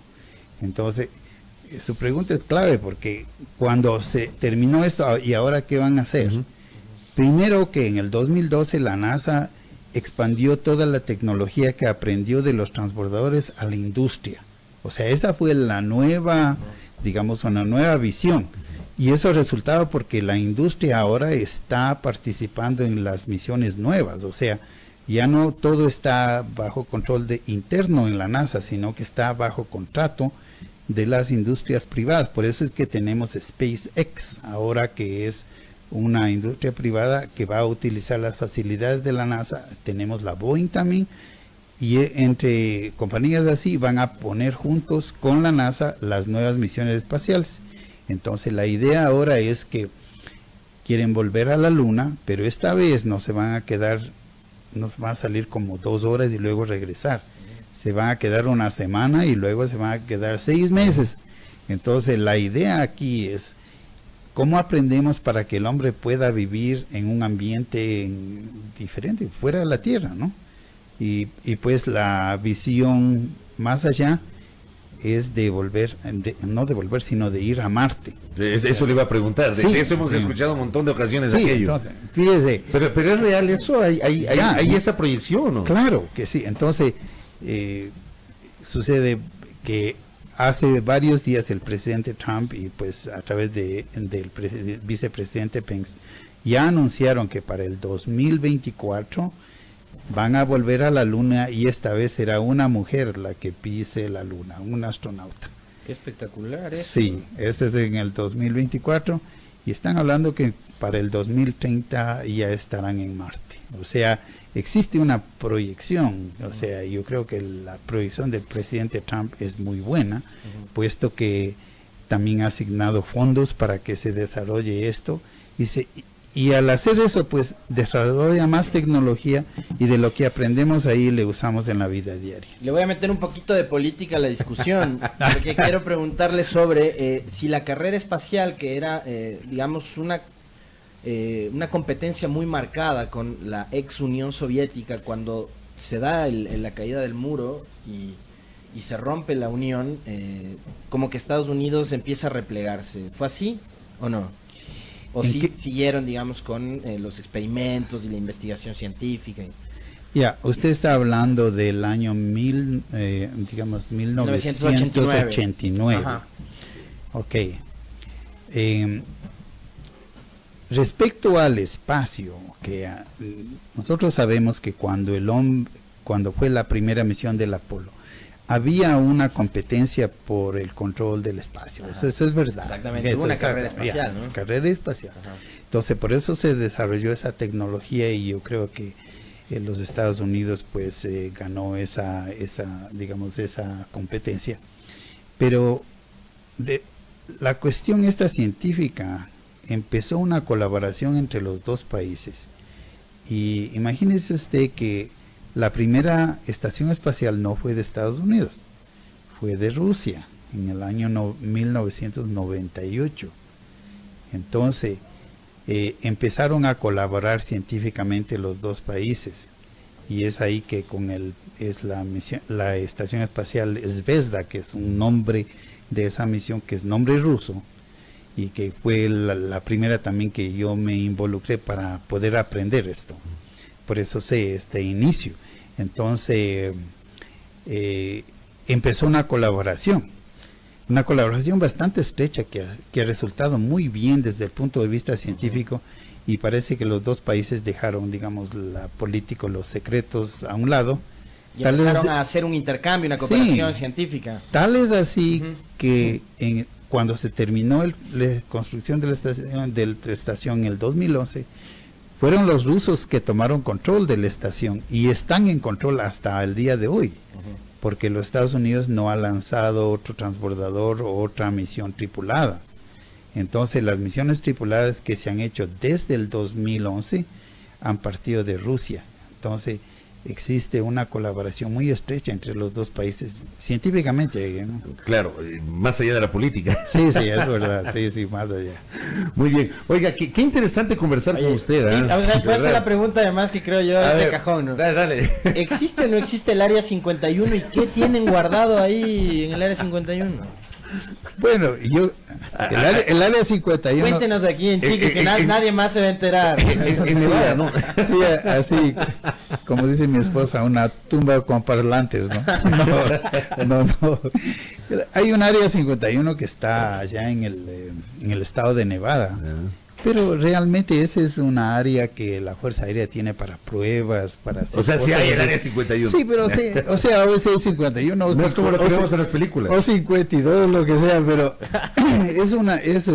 o sea, de eso han hecho muchas historias, pero realmente la única área que yo conozco que existe, que nunca estaba ahí, pero que sé que hay, es una área en el desierto en Nevada, pues para hacer pruebas y prueban nuevos aviones y todo, pues como son asuntos... Es el desierto de Mojave, me parece, ¿no? El Mojave está en California. Ah, ya, correcto. Sí, pero el otro es en Nevada. Tienes razón. Pero pues ahí sí tiene que haber una área privada para pruebas militares y cosas de esas, ¿no? Eso realmente no sabemos exactamente qué pasa ahí. Y también nos piden que le preguntemos Sobre los extraterrestres, dice nos oye. Will Smith, The Boy, un extraterrestre, la del 51 y el Día de la Independencia. ¿A vos te gusta esa película, no? Sí. Sí, bueno, primero, sabe que todavía no he conocido ningún marciano o marciana. Empecemos por ahí. Y la política ecuatoriana tiene un montón de marcianos, ¿verdad? unos especímenes bien raros.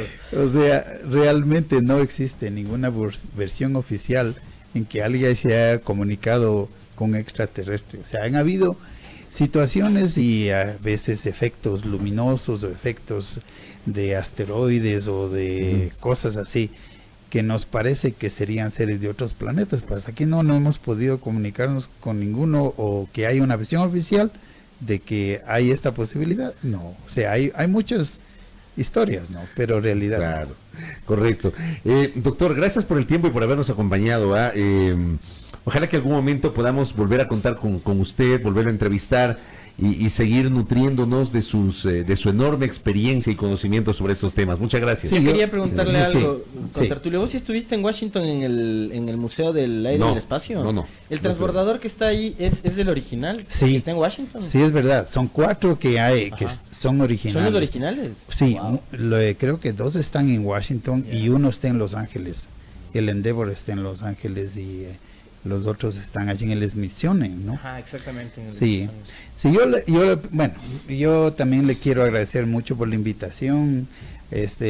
Cada vez que yo vengo acá y así me hacen preguntas acerca de esto.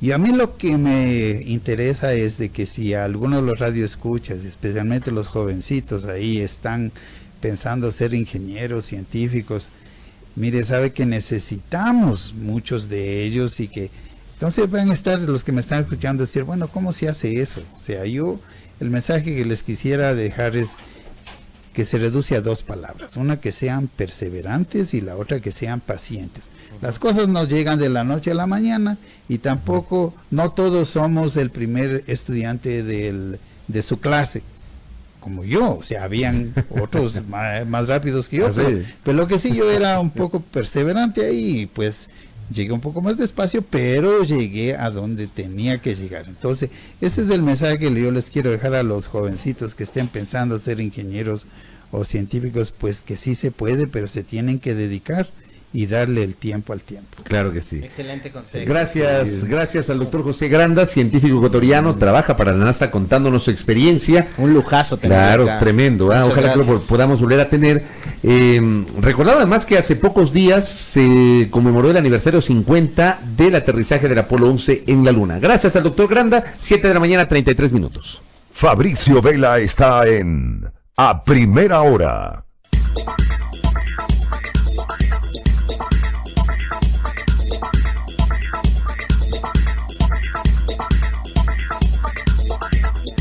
La familia de Vita con su Pacificar Débito, porque todos sus consumos participan por un año gratis de gasolina, seguro médico, Netflix, supermercado y muchos premios más. Pacificar Débito, historias que vivir. Banco del Pacífico. Para más información revisa nuestra página web www.bancodelpacifico.com.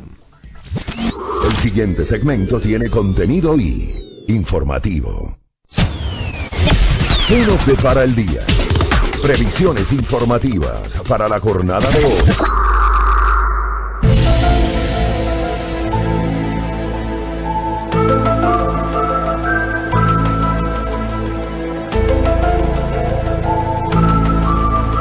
Qué gusto, ¿verdad?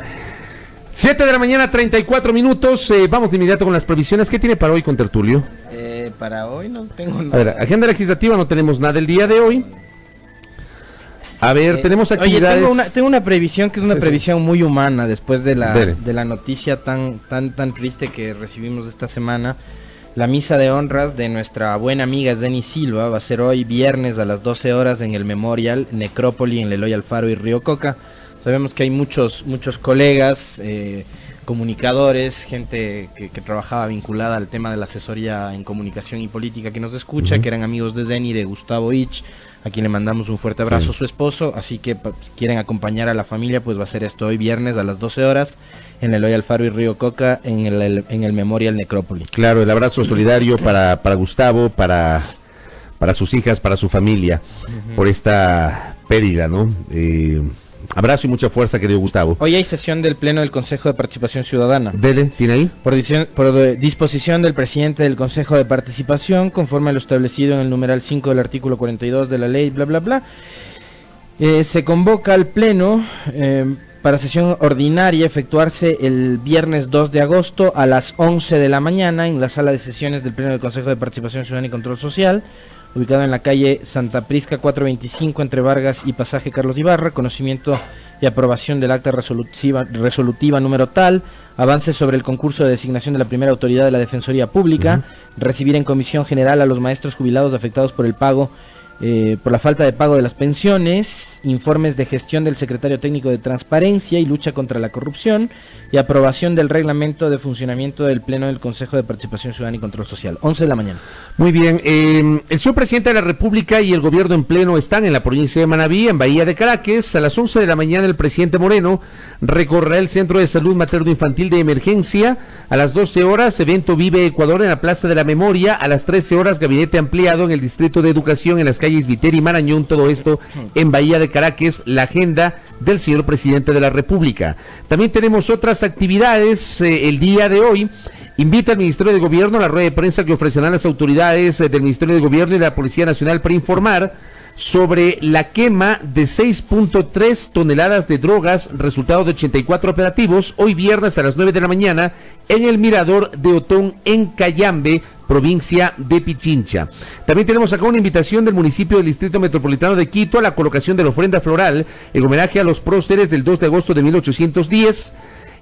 Esto será a las 9:30 en el Museo Municipal Alberto Mena Camaño, en el pasaje Espejo, entre Benalcázar y Venezuela, en el centro histórico de la capital. A propósito de la fecha histórica del día de hoy, con tertulio, el municipio del Distrito Metropolitano de Quito invita a la colocación de la ofrenda floral en homenaje a los próceres del 2 de agosto de 1810. Ah, ya dijiste. Concéntrese, por Dios. Está en otro patín el contertulio. Perdón. Está en otro patín. Perdón. Le vamos a disculpar al contertulio. Sí. Muy bien. Pausa en la primera hora.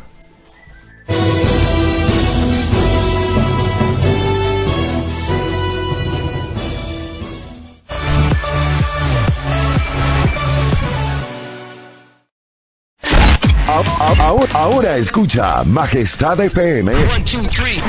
Ahora escucha Majestad FM en el canal 3 de TVNet. Majestad FM. Majestad FM. Con todos sus programas, locutores y DJs, están las 24 horas contigo en el canal 3 de TVNet. Majestad FM. La soberana del aire. Ahora en el canal 3 de TVNet.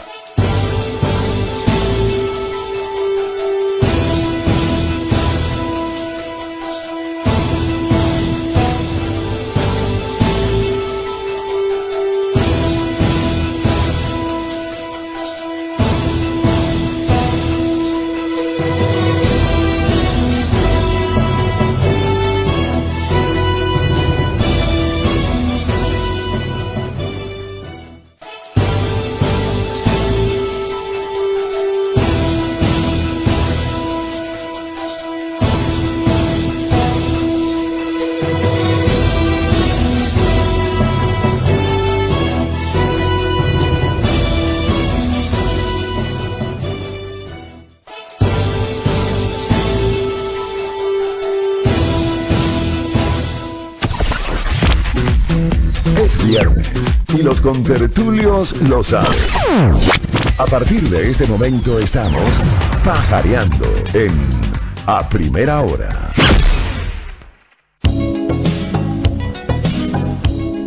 Muy bien. Pone Madonna de fondo musical. Quiero aclarar. Puede activarle el parlante de Bueno, el contertulio quiere aclarar que no está Chuchaki. Me están levantando aquí falsos testimonios. Que no está Chuchaki por si acaso. Simplemente fue una desconcentración del contertulio que estaba volando y no se dio cuenta que ya había leído. Estábamos hablando de la NASA. Estaba volando. Imagínense.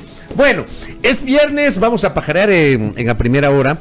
Y hemos invitado a dos buenos amigos amigos de esta casa, con uno de ellos nos conocemos 20 y pico de años desde el ejercicio de la profesión. Es periodista, politólogo, activista por los derechos de la comunidad LGBTI. Y la otra, pues, también buena amiga nuestra, amiga de esta casa, que se dio a conocer hace algunos años y que ha sido protagonista directa, primigenia, de este debate respecto de los derechos de las parejas del mismo sexo. Ha sido promotora del matrimonio igualitario y está a puertas de casarse, ¿no? Así es. Está a pocas horas de casarse, de contraer matrimonio. Los contertulios estamos invitados a la boda. Sí, pues nos han invitado a la boda. Pamela Troya y Freddy Lobato nos acompañan acá. Bienvenidos, amigos. Qué gusto, ¿cómo están? Gracias, buenos días. Contentos. Todo bien. ¿Estás contentita? Dios mío. ¿Estás reidita? Oye, una cosa es luchar y otra cosa es ya ir a casarse. Y esto pues, que se me hace. ¿Qué es más difícil, ¿Qué fue más difícil, la pelea en la Corte Constitucional o los preparativos para la boda? Oye, la verdad es que van por ahí se están dando duro porque esto sí está que me pone, creo que estoy más nerviosa que cuando íbamos a iniciar la lucha, la verdad, entonces, ya, o sea, el lunes. Pero son nervios distintos, ¿no? Estos son Claro. nervios de emoción, los otros eran nervios de incertidumbre. Totalmente, tienes toda la razón. Los nervios de incertidumbre, de saber cuánto, de no saber, porque no sabíamos cuánto iba a tomar esta lucha. Ahora son nervios de ya tener una certeza de que el lunes voy a ser señora.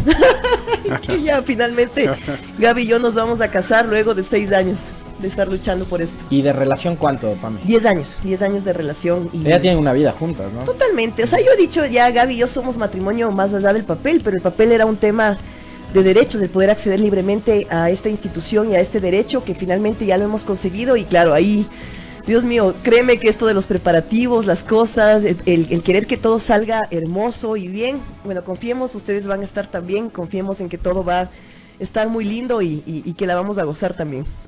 Freddy, ¿cómo estás? Todo bien. Fabricio, muchísimas gracias. Ese detalle de Wendy que me puso a Madonna porque me dice qué música te gusta o qué cantante. Pues como todo persona gay, creo, sobre todo hombres, nos gusta mucho las divas y en este caso pues Madonna es un ícono. Claro, es un ícono, por supuesto. Y bueno, y creo que son como un poco más de 25 años o algo de 25 años que sí, en realidad nos conocemos contigo. Sí, claro. Tú eras reportero en TC. Claro, tú eras reportero en Radio Carrusel. Claro, cuando vine en el año 95 y en el 96 entré a Gama, pues si tú seguías en TC. Sí, tú eras de Ambato, me acuerdo, y eras delgadito también, además.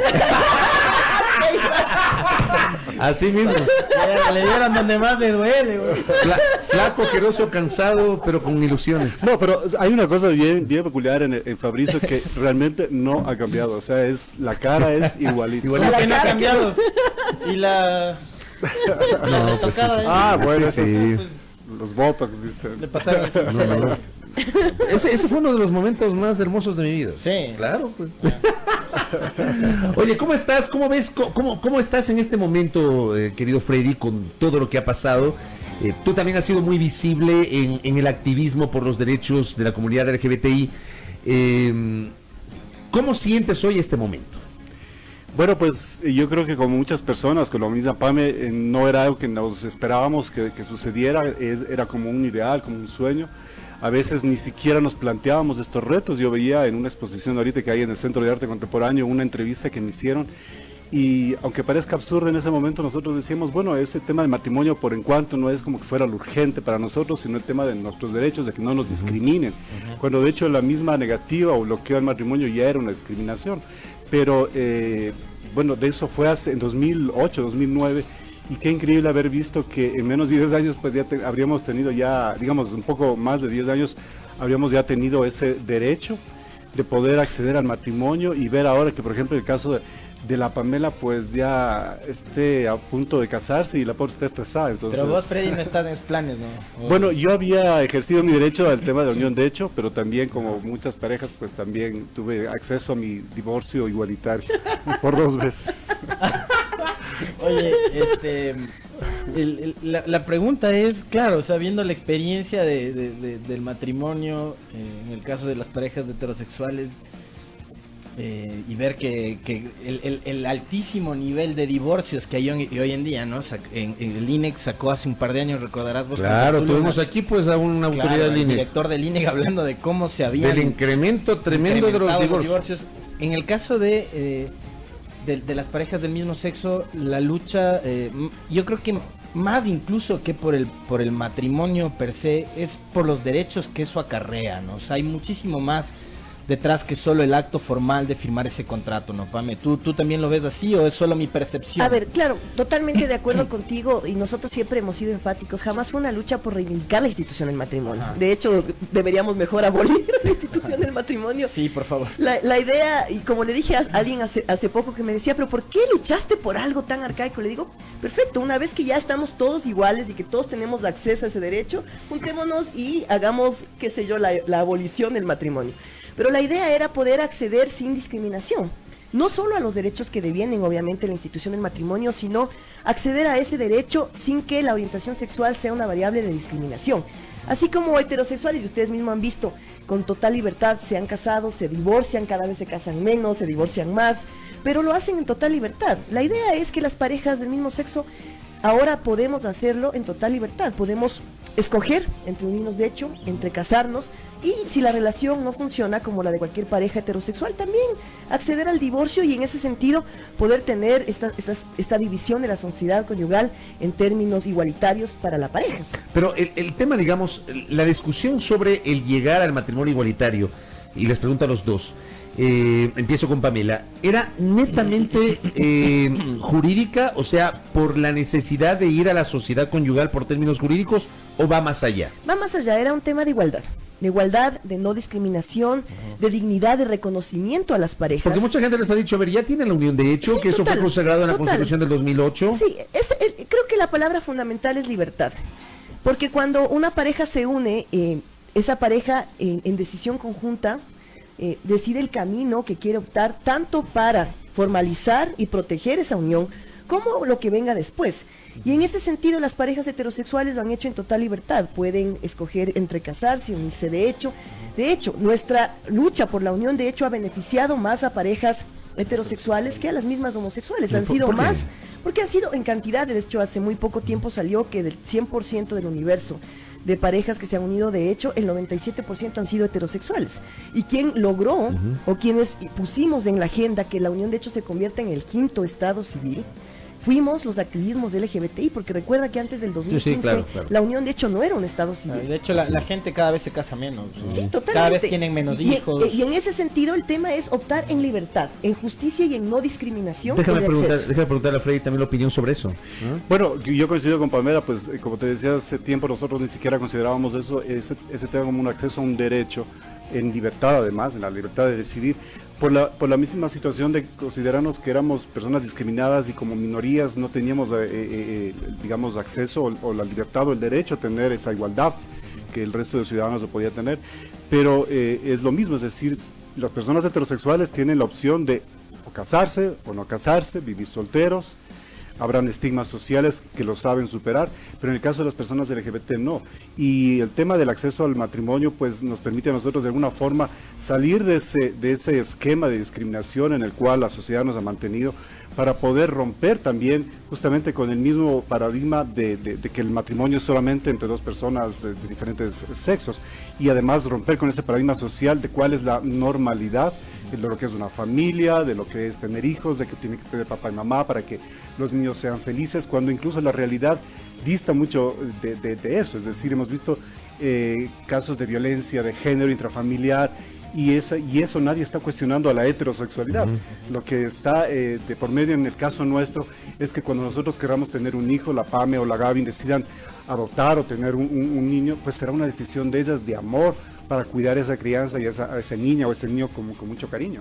¿Y eso forma parte de la agenda que llevan los colectivos? Es decir, ¿eso viene después de haber conseguido esto o no? No creo que haya un después Ya. específicamente. Ajá. Creo que de manera general hemos dicho que vamos a seguir luchando hasta tener una igualdad material total. Ajá. Y dentro de esa igualdad material está no el derecho a la pareja homosexual a acceder a la adopción, no, ojo, sino el derecho de esos niños, niñas y adolescentes que están viviendo en casas de acogida y a la protección del Estado, que tengan una segunda oportunidad y un segundo hogar que los quiera. Ojo que tampoco las personas solas pueden adoptar.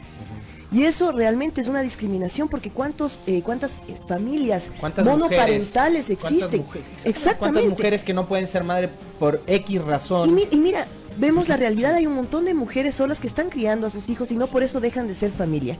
Y cuántas personas solas, hombres y mujeres también, pueden tener todo para darle una segunda oportunidad a esa criatura. Entonces, es una restricción en derecho en doble vía, porque le estás quitando el derecho a una persona de poder ser padre y le estás quitando el derecho a un menor de poder tener familia. Exactamente. Totalmente. Entonces, de acuerdo, ¿sí? La idea es esa, que a las parejas del mismo sexo y a las personas solas nos evalúen con la misma vara con la que evalúan a las parejas heterosexuales para poder acceder a la adopción y darle, como insisto, a ese niño, niña o adolescente una segunda oportunidad de tener un hogar. Entonces sí, es parte de la lucha, no necesariamente directamente posterior al matrimonio.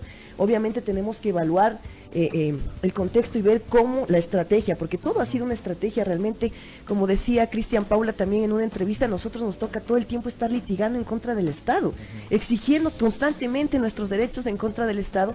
Va a tocar hacerlo en algún punto, no sé, no te puedo decir si lo hacemos mañana, pero creo que es algo que tenemos que discutir como activismos y ver cuándo empezamos esa lucha también. Ahora, más que la lucha legal, hay algo que a mí me preocupa y mucho, y es por lo que ocurre en general con nuestra sociedad, y es la lucha contra los prejuicios. O sea, vivimos en una sociedad medieval todavía. Una aldea. Sí, exacto, una aldea, somos pueblerinos. Somos una aldea. Exactamente, por más que mandemos a nuestros hijos de estudiar al exterior, seguimos viviendo en un recinto, ¿no? O por más que ahora te abras una cuenta en Twitter y te creas el super hipster, pero la verdad no es tanto así. O sea, tú ves ahí comentarios en redes sociales que son terribles. Y esto en parte no es que sea un tema de una agenda, sino que la agenda se establece ya, también pienso yo, Pame, no sé qué tú pienses, ya en base a hechos o realidades. Porque no es que a partir de ahora nosotros vamos a pensar en que vamos a reconocer a niños, o de que queramos adoptar, o de que vamos a ver cómo hacemos infiltración in vitro. Esto ya está pasando en el mundo, eso está pasando en nuestro propio país. O sea, conozco de parejas, de amigos que son cercanos, incluso periodistas, que tienen sus hijos ahí a través de mecanismos de inseminación artificial o asistida. Entonces, esa realidad existe, son familias, están siendo esos niños educados en colegios, deben tener alguna crisis sobre temas de discriminación, de aceptación en esa comunidad educativa. Como tendrán otras familias, incluso heterosexuales, con relación a sus hijos, que tengan algún tema de diferencia, no sé, hasta por los apellidos. Tú sabes que en el campo educativo el bullying y el acoso se da por cualquier tipo de circunstancia. Claro. Mucho más aún si es que fuera cuando tienes dos papás o dos mamás. Entonces, ese tipo de situaciones con el tiempo, pero con el ejercicio ese sí, de esa visibilidad y ese derecho, pues se va rompiendo, y es una estructura que nosotros la estamos haciendo, y pienso que es nuestro derecho el poder ejercer esa libertad para conseguir, digamos, igualdad de oportunidades, nuestra forma de vida, nuestra felicidad. Acá nos preguntan, ya para hablar de algo un poco menos complejo, o no sé si está lo más complejo, ¿no? Le pregunto a Pame, ¿cómo van los preparativos para la farrota, dice, de la boda? Eso está más complejo. Mari Bastidas, que nos escribe. Creo que es la pregunta más compleja. A ver, yo la verdad les voy a confesar que esto ha salido realmente con apoyos. No sé si ustedes están al tanto, lo digo a cada rato en Twitter a ver si alguien me para bola. Estoy desempleada ya casi 3 meses. Y la verdad no quiero pensar que es una coincidencia, pero sí veo que es una coincidencia también directa al tema del activismo, porque ofertas de trabajo que estaban a punto de concretarse, sale la aprobación del matrimonio y me ponen cualquier excusa para no contratarme. Digo, es mucha coincidencia para ser coincidencia. Y en ese sentido yo dije, bueno, se aprobó el matrimonio, no tengo plata, pues no me caso nomás y ya. Pero ha sido muy lindo el hecho de que ha habido gente que se ha contactado con nosotras y que ha querido apoyarnos también. Obviamente por un ganar-ganar hay un auspicio de por medio. Y en ese sentido, pues bueno, agradezco públicamente, por ejemplo, a Joana Cadena, que ya tiene una empresa de wedding planner, y ella me está ayudando a hacer la boda. Yo, mira, nunca he ido, ella se reía, pero yo le decía, nunca he ido a ninguna boda. Esta es la primera vez que voy a asistir a una boda, y es la mía. Nunca he ido, o sea, sí me han invitado un par de veces, pero tampoco he ido. Y ahora con estos apoyos nos están gestionando la boda, estamos teniendo también el apoyo de otra gente que ha querido poner un granito de arena, lo que sea. Y yo digo, qué lindo, porque de alguna manera se puede evidenciar el apoyo o la gente que ha estado todo el tiempo siguiendo la lucha que hemos estado haciendo y que ahora quiere contribuir, aunque sea con un traguito, dime tú. Y ha sido muy lindo ver ese afecto, sentir ese apoyo. Y creo que esa parte le resta el estrés al tema de los preparativos, pero de ahí el sentir que voy a casarme realmente es, o sea, sí les tengo que admitir que estoy nerviosa, que me ha entrado ansiedad, que hemos conversado con Gaby. Gaby me dice, verás que si te casas yo no te voy a dar el divorcio, ¿no? Así que pensaráslo bien. Entonces yo digo, no, mi amor, ya hemos estado 10 años juntas, ya no creo que te voy a dar el divorcio nunca. Han pasado lo peor, creo, lo más grave. Lo que dice el Freddy, o sea, yo creo que nosotras hemos vivido en carne propia, que si hemos vivido todo esto, literalmente creo que nuestra relación es a prueba de todo. O sea, es a prueba de un Estado que nos discriminó, a prueba de un gobierno que en su momento nos discriminó, a prueba de una sociedad que nos ha señalado de manera constante con su homofobia, a prueba de inclusive pseudoactivistas que ahora se han subido a la camioneta a hablar de que son protagonistas del matrimonio, pero bueno, al menos se han subido para el tema. Y hemos tenido que superar muchas barreras y finalmente seguimos juntas y con un amor fortalecido. Evidentemente hay problemas como en cualquier pareja, sí, que los hemos sabido superar. Sí se pelean, sí discuten. Verás, Gaby, negro, me voy a mandar el chiste machista del día. Son dos mujeres. Pues, habla serio, bro. Oye, el chiste machista del día. Bye con Tertulio. Bye con Tertulio. Bueno, la verdad es que sea dicha cuando a las dos nos toca y voy a hacer una infidencia a la regla. Así como medio sincronizada. Haz de Troya, literal. Haz de Troya. No se dan de tortazos. No pues. Nos damos de tortazos. Oye, Freddy, ¿y tú estás en el mismo andarivel o no? No, sabes que después de mi último divorcio, pues no he establecido ninguna relación. Está libre por si acaso. Sí, estoy libre. Bueno, pero eso no, me ha permitido pues dedicar más tiempo al trabajo, a recuperarme anímicamente, emocionalmente, pero igual trabajando, bastante ocupado en eso, apoyando en lo que puedo la causa, que es importante, y ver como incluso hay mucha gente joven ahora que está súper empeñada, súper dedicada, metida en esto de pies y cabeza, y buscando y apoyando incluso a la gente que ya tiene su recorrido, es decir, como los que ya venimos desde hace casi 20 años haciendo estas cosas. Entonces es súper motivante, súper chévere, es como un relax, porque cuando yo comencé, a veces me daba esa cosa de decir, chute, pero ¿por qué tengo que estar yo ahí? ¿O por qué me toca a mí hacer esto? Es decir, pero ya, o sea, lo hacía porque a veces había gente que no estaba muy decidida incluso a mostrar su rostro, ¿no? Y ahora yo les pregunto, ¿ustedes creen que, por ejemplo, el dictamen de la Corte, el haber abierto esta posibilidad a que se dé el matrimonio igualitario en nuestro país, ha ayudado a que más gente salga del... usemos ese cliché yo pienso clásico, que sí, ¿no? De salir del closet. Yo pienso que sí, porque yo pienso, como te decía, había gente que se creía que por ser homosexual no tenía justamente esos derechos por el mismo estigma que viene arraigado en nuestra sociedad. Entonces, del momento que legalmente estaban pasando estas cosas, incluso me imagino que verán a muchos de nosotros públicamente manifestando nuestra posición política y el empoderamiento con el cual ejercemos el activismo, pues yo creo que algo de ese empoderamiento estaremos sembrando en esas personas e incluso en sus familias, porque lo importante de todo esto es el apoyo de las familias también. Yo creo que eso nos da a nosotros mucha más fuerza. La PAME tiene y ha sostenido incluso a su familia. Yo he contado siempre con el apoyo de mis papás de alguna manera, de mis hermanos, incluso de toda mi familia que me acepta, me respeta y me quiere, y lo han hecho incluso con mis parejas, etcétera. Entonces esas cosas yo pienso que son bastante importantes y son parte de nuestra lucha también. Sí, Pame. Y yo haría tu pregunta a futuro más que en pasado. Yo creo que esto se va a evidenciar en algunos años. Creo que en los países donde se ha aprobado el matrimonio igualitario sí se ha generado un cambio social y cultural que no ha sido inmediato, que sí ha tomado algunos años, pero que ha ayudado a marcar un antes y un después. Es decir, Argentina, por ejemplo, en el tema LGBTI, marcó un antes y un después de la aprobación del matrimonio igualitario. Entonces, ver estas realidades en nuestros países cercanos como Colombia también, y vemos que poco a poco hay también un tema de un cambio hasta en el discurso. Lo de Uruguay, por ejemplo, también, ¿no? Ahora, por ejemplo, todavía es muy...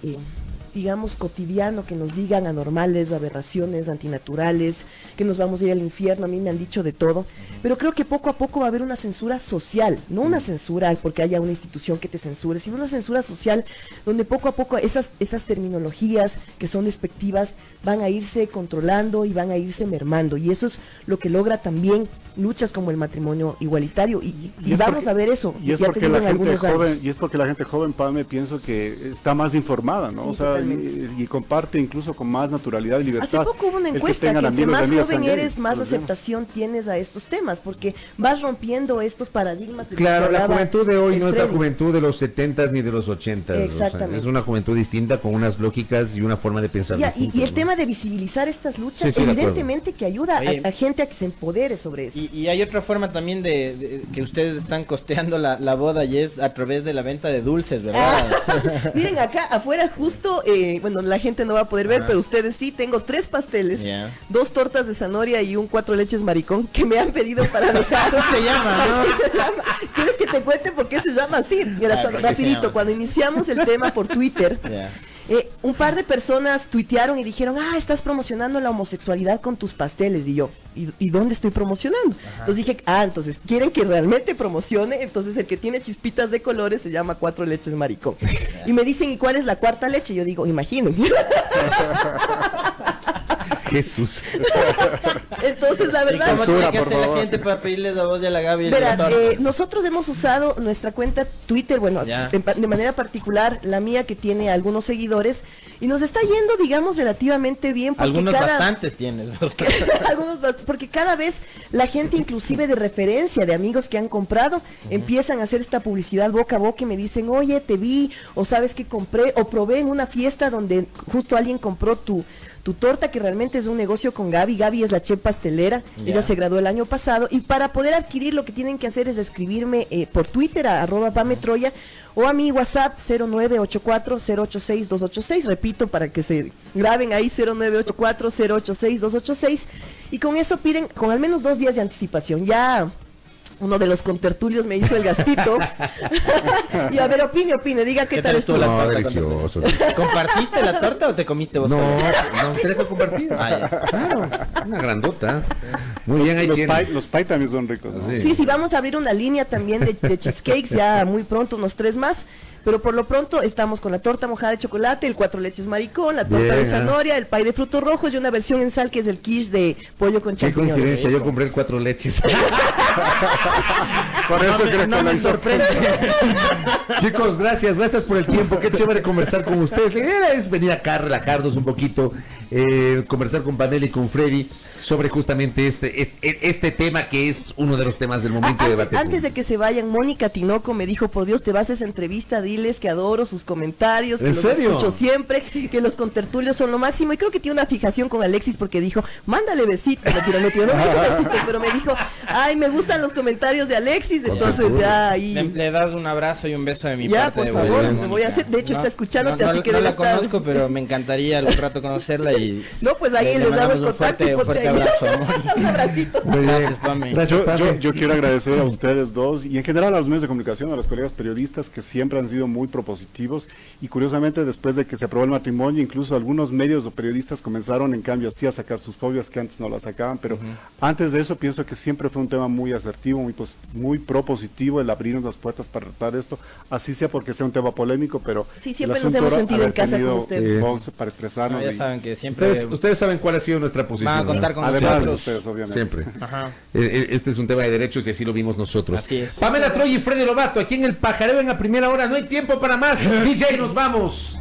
¿Hay fecha este fin de semana con Tertulio? Sí, pero no la tengo en la mano y ya no hay tiempo para decirla. Ayer quedó eliminada la Católica, ganó 3-2 a Independiente de Avellaneda, pero no le alcanzó por los 2 goles de visitante del equipo argentino. Se nos quedaron esta semana Emelec y Católica, siguen en carrera Independiente del Valle en Sudamericana y el equipo de Liga Deportiva Universitaria de Quito en Copa Libertadores. Antes del cierre, un saludo de cumpleaños a nuestro señor productor, Henry Lor. Ha estado de cumpleaños el día de hoy el señor Lor. De regalo de cumpleaños a Henry, la clasificación de Liga Deportiva Universitaria de Quito a los cuartos de final de la Copa Libertadores. Muy bien, tremendo regalo para el señor Henry Lor. Abrazos desde la altura de Quito hasta Santo Domingo de los Áchiras al querido Henry Lor. Un abrazo ya también festejamos al amigo Daniel Montalvo, por si acaso. Así es. Ya lo habíamos saludado. Feliz